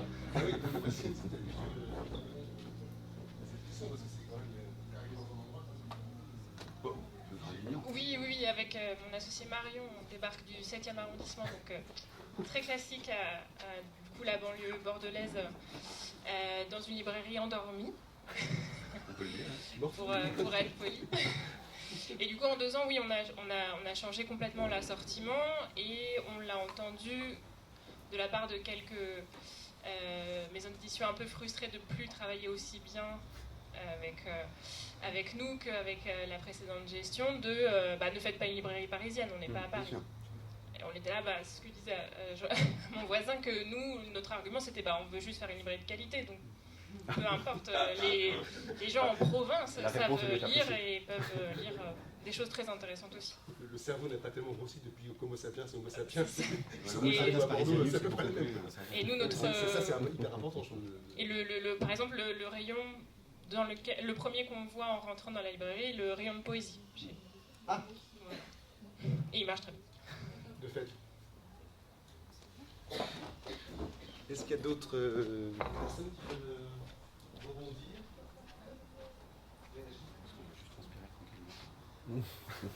Sur le siège. On n'a pas le droit de Vous avez l'autorité. Ouais. Est-ce que vous voyez pour animer au sens alors, comment poser la question? Peut-être qu'en sciences humaines, on avait moins l'habitude d'animer qu'avant, d'avoir des rencontres, peut-être on avait moins pensé d'animation en sciences humaines par rapport à la littérature ou la jeunesse. Est-ce que vous avez vu des choses? Est-ce que ça vous semble pertinent aujourd'hui? Comment vous pensez ça, quoi? Thibaut, tiens, vous n'avez pas été silencieux pendant 4 minutes. Comment je vois ça? Alors, il y a deux choses. Il y a la part plaisir et il y a la rationalité économique.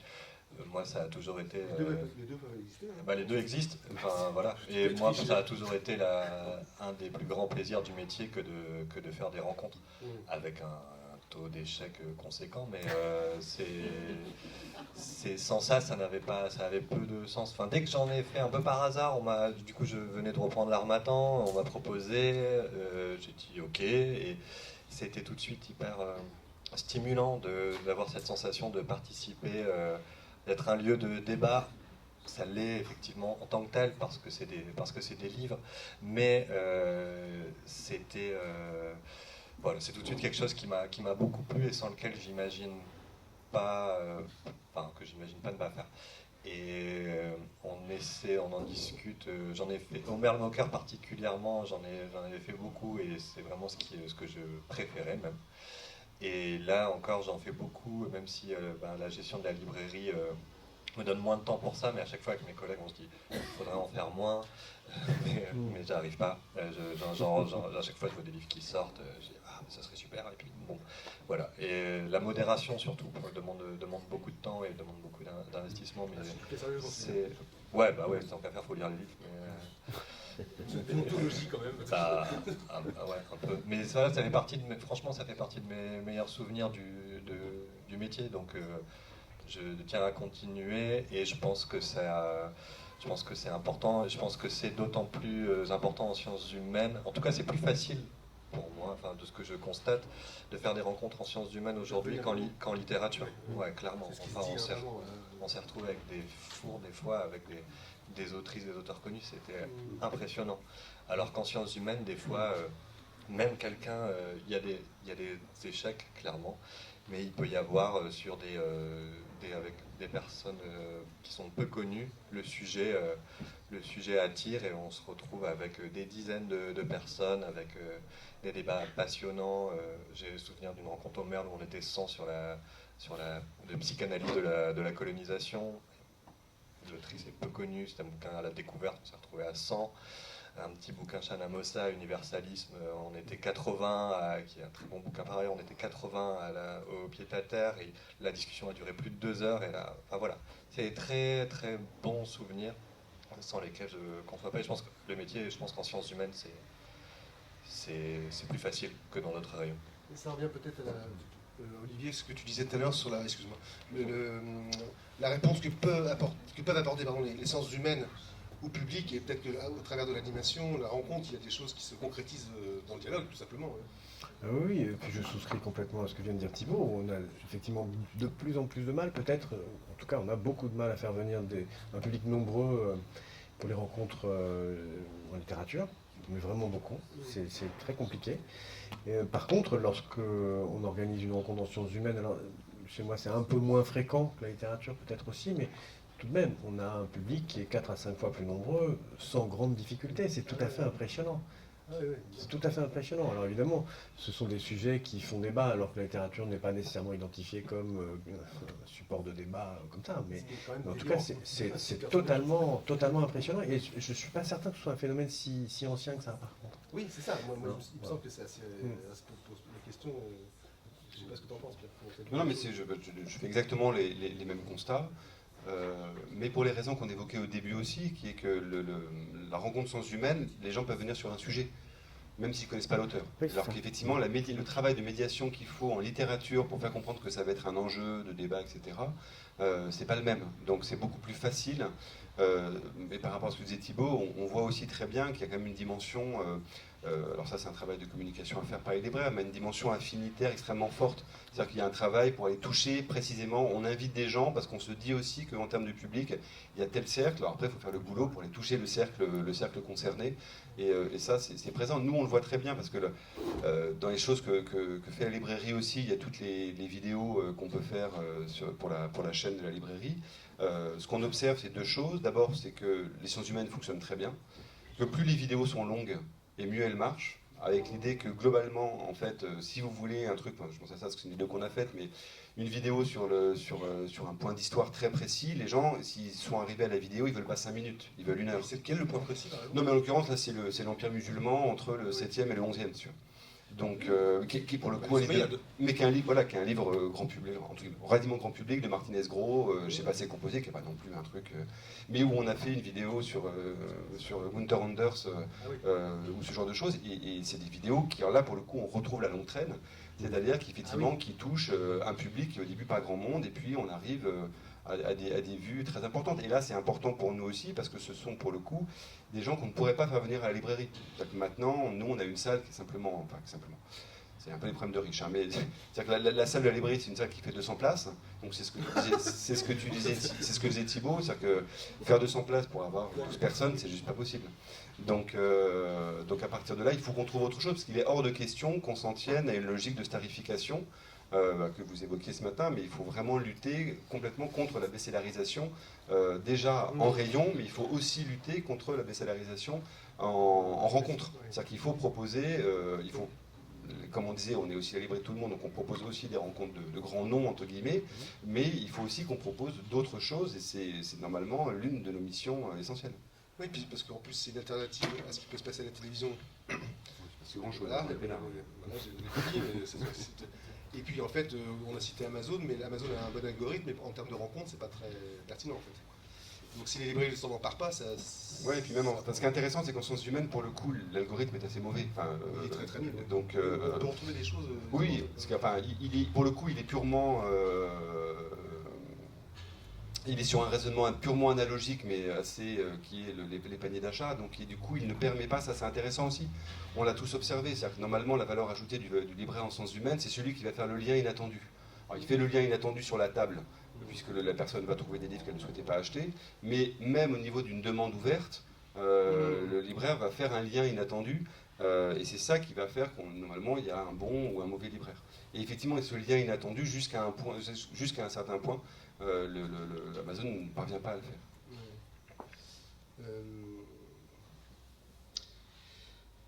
Avant-dernière question, pénultième. Avant-dernière question, là je vais la poser directement à Thibaut parce qu'on a eu cette discussion au téléphone. Et en fait j'en ai parlé un petit peu, je l'ai amorcé, c'est que, question rhétorique, on voit bien qu'il y a un changement à l'intérieur des rayons dans la responsabilité des rayons de sciences humaines. Donc on en a parlé un petit peu au début. En fait, il y a plus de femmes qui s'occupent des rayons sciences humaines. Je le pose comme ça, et tant mieux, quoi. Je pense que c'est un changement qui est net depuis quelques années. Alors, je ne sais pas si toi tu l'as observé, Thibaut, mais... Il faut dire ce qu'on pense des femmes, c'est ça? Non, c'est parce que tu n'es pas sérieux, parce que tu étais très sérieux. C'est de ça dont partait la conversation. Je pense que oui, on était trois garçons, mais ça c'est pas encore en soi, c'est qu'il y a un vrai changement dans les rayons, et une prise en charge qui a changé, et tant mieux, quoi.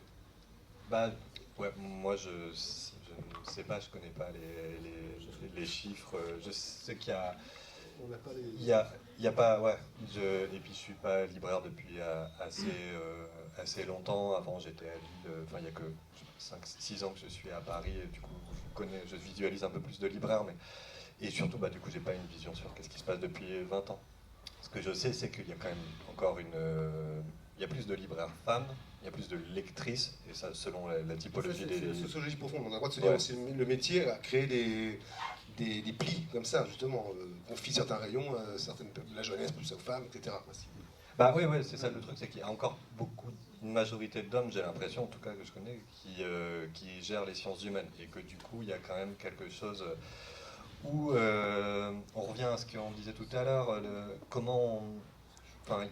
il faut faire bouger les choses, et à un moment donné c'est aussi des responsabilités des responsables de librairie, je crois, d'accompagner les libraires qui arrivent en formation, qui sont en BP, ou de les accompagner, parce que voilà, il y a le côté impressionnant qu'on a parlé des sciences humaines, etc. Mais on va plus facilement, c'est des biais, quoi. Voilà, c'est des biais sexistes de plus orienter facilement des libraires femmes vers des rayons jeunesse, littéraire, etc. Et qu'il faut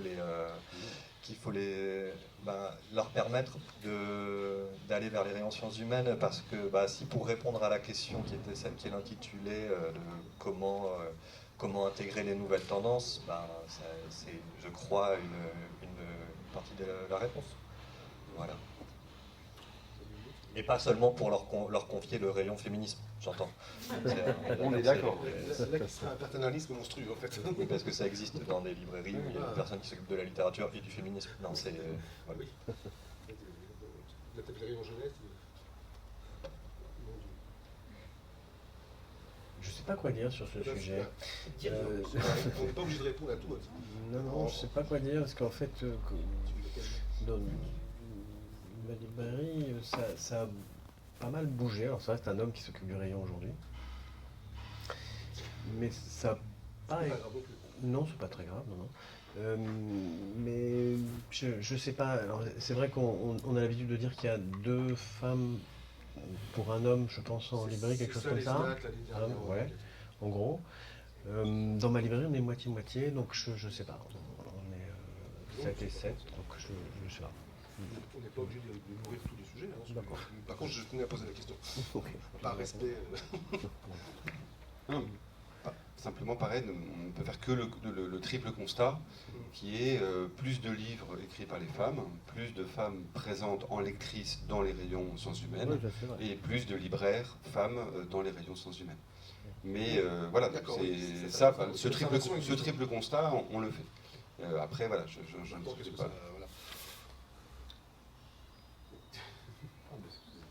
C'est aussi une responsabilité des responsables de librairie. C'est aussi les responsables de librairie, je pense, qui ont un rôle à jouer là-dedans. Sinon, si on attend que les choses bougent toutes seules, ça peut prendre très longtemps. En les regardant, elles ne bougent pas en fait. Elles bougent un petit peu, c'est ce qu'on dit. Il faut les faire bouger.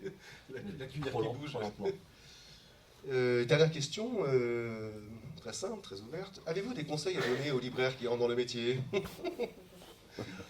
par le prisme des sciences humaines? Si on n'a pas, si vous avez le droit d'épuisement des stocks, et puis on peut laisser la parole à la salle. Non, enfin, moi, je pense que tout ce que j'ai dit depuis le début me semble, si ce Enfin, n'est de l'ordre du conseil. conseil, voilà.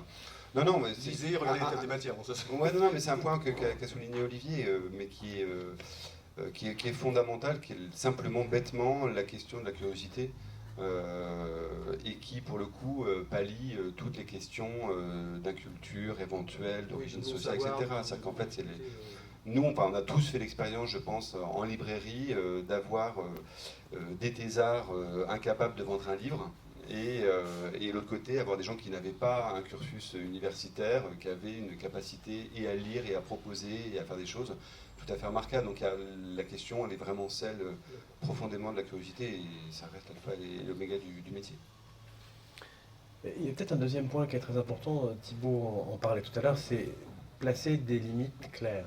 Je crois que c'est particulièrement important dans le champ des sciences humaines, qui est le plus proche d'une pensée élaborée, en tout cas très directement avec les événements du monde, on va dire, la littérature aussi, certainement, mais d'une manière beaucoup plus diffuse, beaucoup plus différée aussi, et différente. En tout cas, en sciences humaines, c'est très clair, et je crois que ça, c'est réellement... alors, j'utilisais des mots assez classiques, hein, mais le projet de la librairie doit se lire relativement le plus facilement possible. Sinon, on risque de laisser à la porte beaucoup de gens. Et qu'il s'agisse, comme Pierre et moi, de faire une librairie qui essaie d'être au maximum pour tout le monde, sans concéder sur la qualité, en tout cas, on espère et on essaie, ou qu'il s'agisse d'être plus marqué peut-être dans des choix comme Thibaut, en tout cas, il faut être le plus clair possible. Parce que dans tous les cas, alors c'est un peu prosaïque aussi, c'est-à-dire qu'on a une nécessité commerciale, une nécessité économique, et je pense que bien sûr qu'on fait des choix personnels aussi, mais on a cet impératif-là à respecter, et je crois que dans tous les cas, la clarté de ce qui est proposé est un atout aussi commercial et économique pour nos librairies, qui ont besoin de vendre des livres quand même. Il ne faut pas oublier que le propos, toujours pour un libraire, c'est de vendre des livres. Moi, j'abonderai dans les deux sens, à la fois sur la question de la curiosité qui est évidemment fondamentale, et celle de la clarté, c'est très bien dit. Du coup, je dirais juste, le conseil que je donnerais, c'est de ne pas avoir peur, qu'avec cette curiosité, on peut relativement vite se débrouiller, et aussi du coup de faire confiance un peu à son instinct, parce que si on est animé d'un esprit un peu curieux, ça reste toujours un très bon thermomètre de se dire est-ce que ce livre m'intéresserait ou pas. Et on peut, avec ce ce paramètre-là, enfin, cette grille-là, se débrouiller relativement rapidement. Et que du coup, voilà, c'est juste le conseil principal, ce serait de ne pas avoir peur. Non, je pense qu'il est temps, sauf s'il y a une question... Ah, il y a une question. Non, vas-y. Non, j'ai déjà fait assez, mais... On n'a pas du tout parlé de développement personnel, qui est un vrai truc. T'as envie d'en parler? Moi, c'est pas une question, c'est une remise en cause de ce que vous venez de dire. Ah, enfin. Ça y est, on y est. Enfin, une remise en cause de... je suis... Dans la théorie, c'est chouette, on fait effectivement des choix très clairs et les gens vont nous suivre. Mais dans la vraie vie, c'est pas vrai. Alors, c'est-à-dire que... C'est-à-dire que pourquoi il y a des librairies d'une certaine couleur dans certains arrondissements de Paris et à Vitry, ce ne sera pas la même librairie. Donc, enfin, je suis complètement... Enfin, je pense comme vous, mais je participe à l'ouverture d'une librairie qui a ouvert il y a 2 mois. Et on a fait des choix parce que... voilà.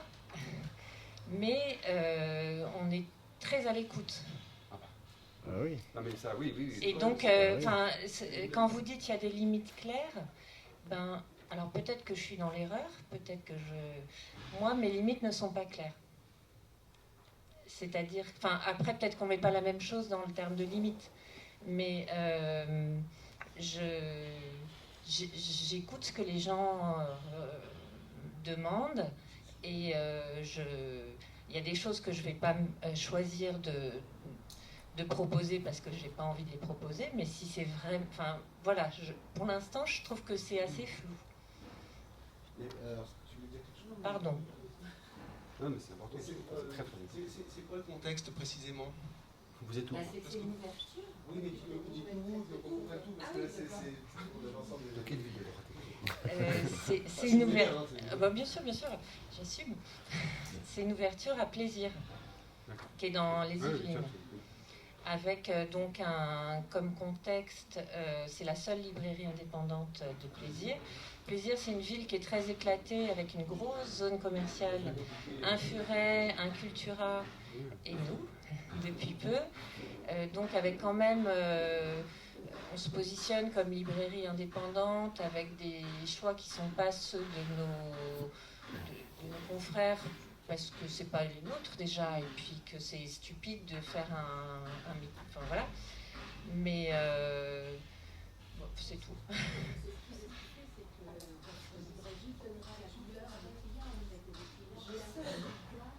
Il y a quand même un principe de réalité dans un certain moment, sinon si t'as pas de...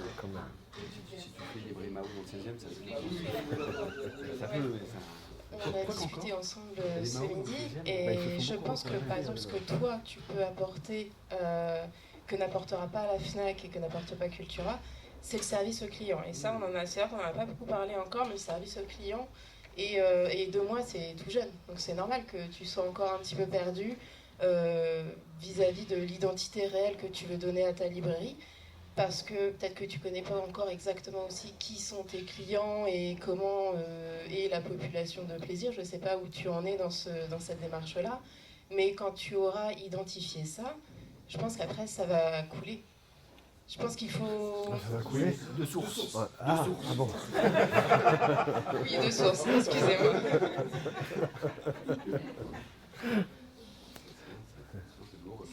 Qui, je pense, veut quand même aussi dire que on peut pas...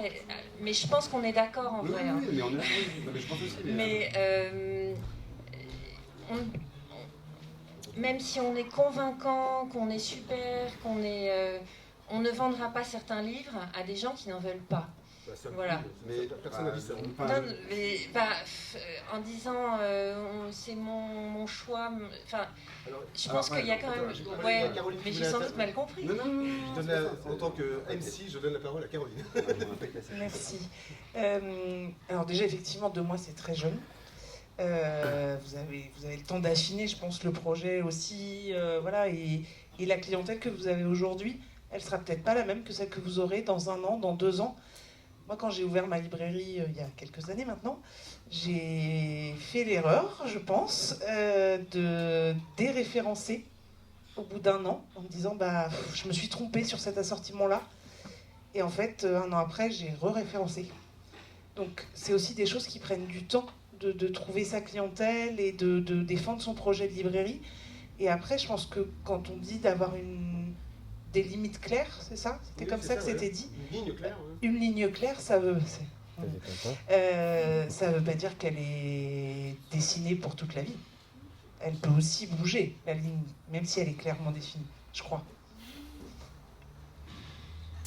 La ligne claire, peut-être, pardon, elle peut peut-être se définir aussi dans les cas extrêmes, c'est-à-dire que ma librairie aussi, ça fait 5 ans qu'elle existe.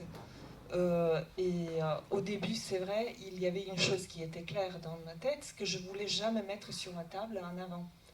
Et donc, c'était peut-être la limite que j'ai donnée dans ma librairie. Ça ne veut pas dire si on me demandait un livre d'Éric Zemmour, je pouvais les commander pour le client, mais il n'était jamais en stock dans la librairie.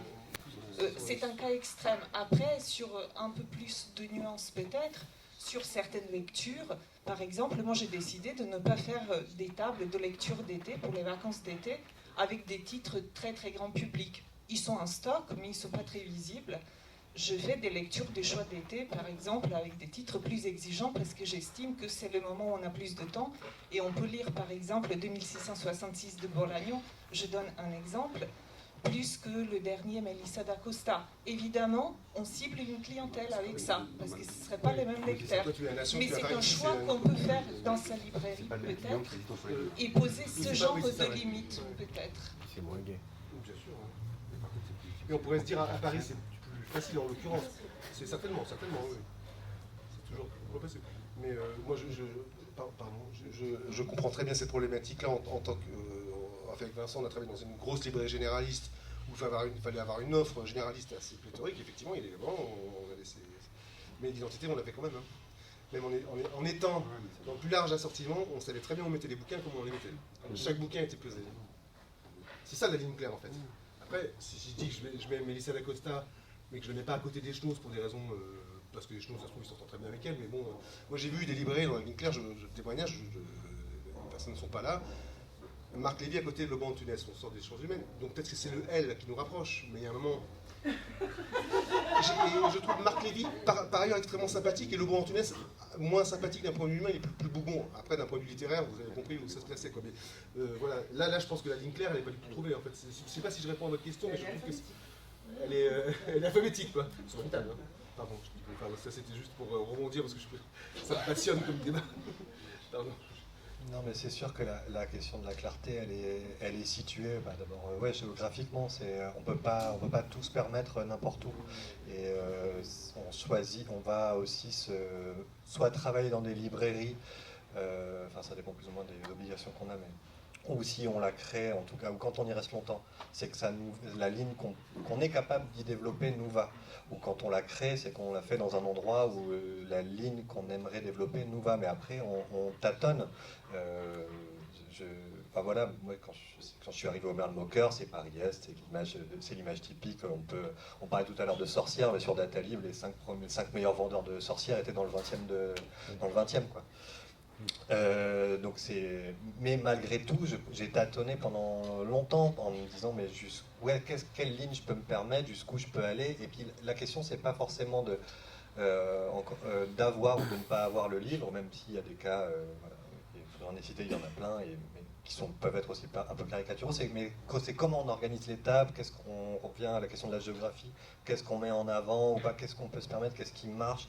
Et ça, c'est du tâtonnement, ça prend longtemps avant de savoir ce qu'on fait. Et même ce qui est intéressant, c'est qu'on n'est jamais tellement sûr. Je passe mon temps à faire des mises en avant qui marchent ou qui ne marchent pas. Et puis, c'est des essais, c'est ce qui est un peu marrant aussi, quoi. Oui, ce qu'il faut concevoir à chaque fois, c'est qu'une librairie est dans un territoire. On n'est pas n'importe où, on n'est pas... Voilà. Et sans doute que la recherche dans laquelle nous sommes tous, c'est le meilleur point d'équilibre entre un projet qu'on peut avoir et qui est d'autant plus pluriel que le nombre de libraires est important dans une librairie aussi, puisque chaque libraire a son propre projet. Je crois que Thibault l'a très bien exprimé lorsque tu parlais du Merleau-Moqueur. C'est-à-dire que chaque libraire a son propre point d'équilibre entre ça, donc ce projet, et puis si l'endroit où on est, c'est-à-dire la clientèle qui va venir fréquenter notre espace, quoi. C'est toujours une recherche assez longue, assez délicate. Avec Claudine.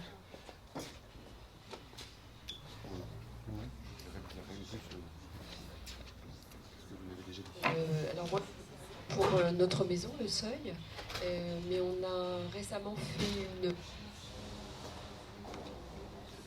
Ça l'a coupé.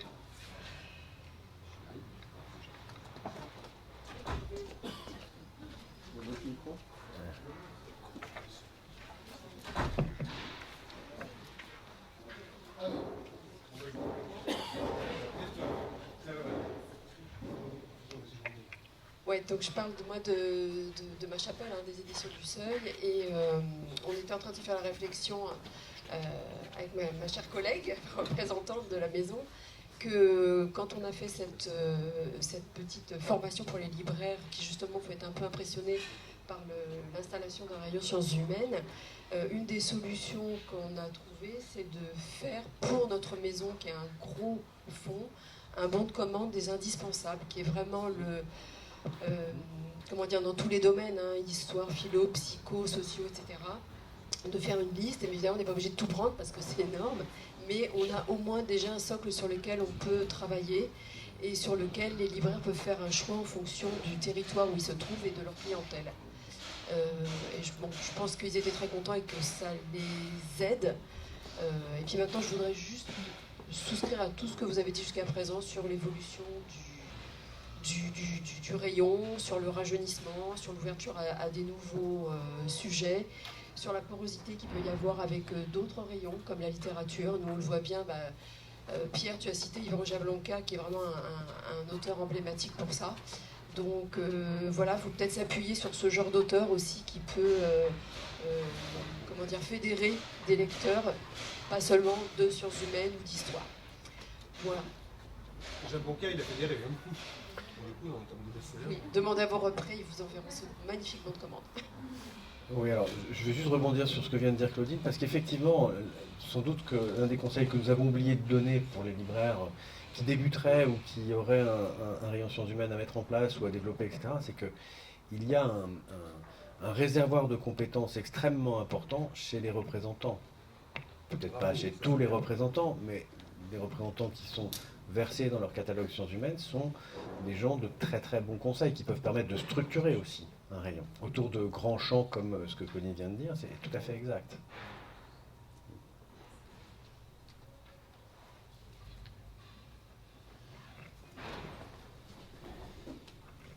Merci. Je voudrais juste réagir à cette proposition de liste en parlant un tout petit peu de pédagogie puisque c'est ce qui nous occupe principalement à l'école. Nous, quand il s'agit de formation sur les assortiments, on peut les appeler comme on veut, on donne non pas des listes parce qu'on s'y refuse, mais plutôt voilà, des pistes de réflexion et de curiosité. Et ça rejoint la question de tout à l'heure. La question des indispensables, elle est quand même pas simple, quoi. C'est-à-dire que qu'est-ce qui est indispensable pour mon voisin ou ma voisine et qu'est-ce qui est indispensable pour moi, voilà, ça me questionne. C'était une... Il y avait une autre... c'est bon, le micro est... Ah, tu voulais répondre Claudine? Non, je veux juste dire que Oui, oui. Oui, c'est... Moi, c'est juste par rapport aux... Rien à voir, mais par rapport aux événements. On en a discuté rapidement. Enfin, vous en les avez animations, discuté les événements, rapidement, oui, aux animations, c'est ça. Donc moi, je suis relation libraire pour les éditions Talendier, donc les événements... Et en fait, c'était assez étonnant parce que ce que vous disiez, c'est qu'il y a une demande, les libraires sont contents de recevoir des sciences humaines parce que c'est plus simple, alors que nous, les libraires, c'est pas du tout, en tout cas pas tous, c'est pas du tout ce qu'ils nous disent. Ils nous disent que recevoir ouais, que en fait, c'est impressionnant pour eux d'avoir des experts, des historiens, qui se sentent pas légitimes forcément. Alors il y a des, Oui, je comprends. il y a des libraires, ça va évidemment dépendre de la librairie, etc. Mais qu'en fait, moi j'ai bossé aussi en littérature et c'était beaucoup plus simple parce que ça faisait, il y avait l'affect, il y avait le livre qu'on avait adoré, même si c'était un petit auteur. Donc il y a à la fois la starification, même en histoire, même avec nos grands historiens qu'on adore recevoir, mais sur des sujets, sur des choses, c'est beaucoup plus compliqué. Je ne sais pas trop ce que vous disiez que c'était plus simple, alors qu'au contraire, nous les libraires me disent c'est plus compliqué, on ne va pas remplir la salle, évidemment, et alors que les auteurs, eux, le demandent de plus en plus. Il faut voir du côté éditeur, c'était... Ça dépend quel libraire en fait, enfin pas quel libraire, quelle librairie, mais si les responsables des sciences humaines dans cette librairie-là ne se sont pas d'attaque, c'est... Ouais, mais ça va, c'est vraiment quelque chose d'assez important. Nous, on a quand même pas mal de titres avec des auteurs très spécialistes ou non, ou qui vulgarisent aussi beaucoup. Le catalogue est assez large pour permettre une approche. Voilà. Et en fait, nous, on a quand même, par rapport aux sciences humaines, et notamment avec tout ce qui est la nouvelle vague des libraires, parce que le vieux routard de sciences humaines qui connaissent la librairie depuis 40 ans, c'est ok, mais ils ne se sentent pas légitimes face à des auteurs. Ils ont peur de la question de trop, ou de choses comme ça. Je ne sais pas, du coup, peut-être que vous avez cette expérience. Non, mais je souffle pas parce que votre question n'est pas... Non, c'est pas la question, c'est la réaction. Je souffle pas parce que c'est votre question. Hein. J'essaie de réfléchir. On a tous eu des moments, à plus ou moins jeunes libraires, d'embarras face à des auteurs, pour mille raisons. Hein. Des fois ça tient au libraire, des fois ça tient à l'auteur, des fois ça tient au livre. Mais oui, je comprends ce que vous dites. Alors après, c'est vrai que par ailleurs, votre catalogue, puisque vous parlez aussi, on parle toujours depuis quelque part, comme on disait autrefois, et quand même, la dimension histoire est très forte. Alors là, une fois encore, on n'en a pas vraiment parlé, l'histoire, mais qui est vraiment un truc à part, qui est au sein des sciences humaines, est un univers avec une autre problématique, là pour le coup. L'histoire, si vous voulez, est à la fois en avance ou en retard, je ne sais pas. Et donc en fait, le problème, c'est que l'histoire, la bascule de la clientèle n'a pas encore eu lieu. On aimerait, on y tient, parce que moi, pour le coup, c'est un rayon auquel je suis extrêmement attaché, mais on voit bien que on l'a vu vieillir, on l'a vu même pour partie disparaître avec le Covid, enfin disparaître soit physiquement, soit des rayons des librairies. Il y a des segments type histoire ancienne, histoire antique, certaines modalités d'histoire narrative, comme peut le faire par ailleurs aussi La Découverte ou d'autres, qui fonctionne. Moi, un peu une déception que j'ai, c'est le fait que l'immense succès de l'histoire mondiale de la France en 2017, qui est, je ne sais plus, 150 000 ou 200 000 exemplaires, enfin un truc assez monstrueux, en fait n'a pas fait embrayer quelque chose derrière. C'est-à-dire qu'il n'y a pas eu l'effet sorcière. C'est-à-dire qu'il n'y a pas eu l'idée où ça va déclencher, alors que c'était une nouvelle génération d'historiens, une nouvelle approche, etc. Et il ne s'est pas passé, il n'y a pas eu l'effet cliquet, si vous voulez. Et donc on attend un peu, alors on bosse en attendant, je vous rassure, hein, mais je pense qu'effectivement il nous manque un livre qui permettra de toucher ça. Paradoxalement, pour partie, il y a des espèces de connexions qui se font, entre autres sur l'histoire antique, via aussi la littérature. C'est que je pense que le Chant d'Achille de Miller, quoi qu'on pense du livre par ailleurs, ça vient s'articuler aussi à la question du poids de la mythologie et à la question de l'histoire antique qui fonctionne très bien. Parce que c'est aussi un des champs dans lequel, et entre autres, pour revenir à les questions aussi de genre et les questions du travail que fait Paulin Ismar, par exemple, sur la place de l'esclave dans la société grecque. Alors ça paraît comme ça pointu, mais en fait c'est très très important, parce que c'est aussi la question de où sont les invisibles par rapport à une histoire qu'on nous a racontée 250 fois, le miracle grec, etc. Et il y a d'autres façons de le faire. Et là, je pense qu'il y a des biais, mais pour l'instant, on n'a pas encore trouvé le livre qui permet d'articuler ça. Il y a Laurent Deutsch. Oui, c'est ça, c'est lui. Pour le coup, Deutsch, il est. Alors, lui, il est presque. C'est même pas Decaux, c'est presque un type qu'on a oublié qui s'appelait Gaxot, qui était. Voilà, Pierre Gaxot, qui était vraiment l'historien d'extrême droite de la Révolution française. Oui, avec complot maçonnique et tout ça. Pour l'histoire aussi, il y a des questions de déplacement disciplinaire au classement. Ouais. C'est-à-dire qu'en fait, il y a un certain nombre, à mon avis, de livres qui auraient toute leur place en histoire, qui ont connu des succès, je pense tout ce qui est de l'ordre des études culturelles en général. Je pense que Caliban la sorcière de Federici, par exemple, qu'on va travailler plutôt dans les rayons de théorie sociale de Féminicide Tour, que c'est, enfin bon, je sais qu'il y a un débat là-dessus, je ne rentrerai pas sur ce truc-là, mais en tout cas, bon voilà, qu'il y a un livre d'histoire. Et donc il y a aussi ça le problème, c'est que je me demande si le non-enclenchement du côté de l'histoire n'existe pas aussi parce que toute une partie des voilà, ouais. Et je pense tout ce qui va être théorie critique, études culturelles, etc. Il y a des tas de travaux d'anthropologie historique, sociologie historique, etc. qu'on va sortir de l'histoire en fait. Et notamment en histoire du genre. L'histoire du genre, on va tendance à travailler beaucoup ça dans les rayons féminisme ou études du genre, alors que c'est de l'histoire au sens fort. Bon voilà, je sais pas, c'est une hypothèse. Hein, mais... Non, mais l'exemple tout à l'heure sur James Scott et Homo domesticus, c'est un livre qu'on aurait pu mettre effectivement, mettre en histoire et que pour le coup on n'a pas, excusez-moi, mis en anthropologie.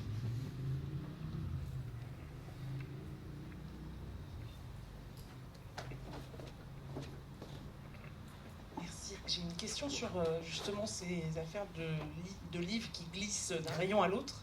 Parce que je crois que c'est Pierre qui l'a un peu évoqué tout à l'heure sur la question du féminisme et de si on met toutes les femmes philosophes dans le rayon féminisme. Thibaut, pardon. Il n'y a plus de femmes dans le rayon philosophie.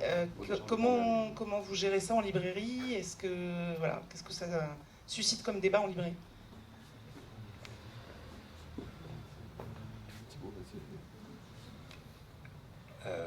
Pour l'instant, je les mets en féminisme.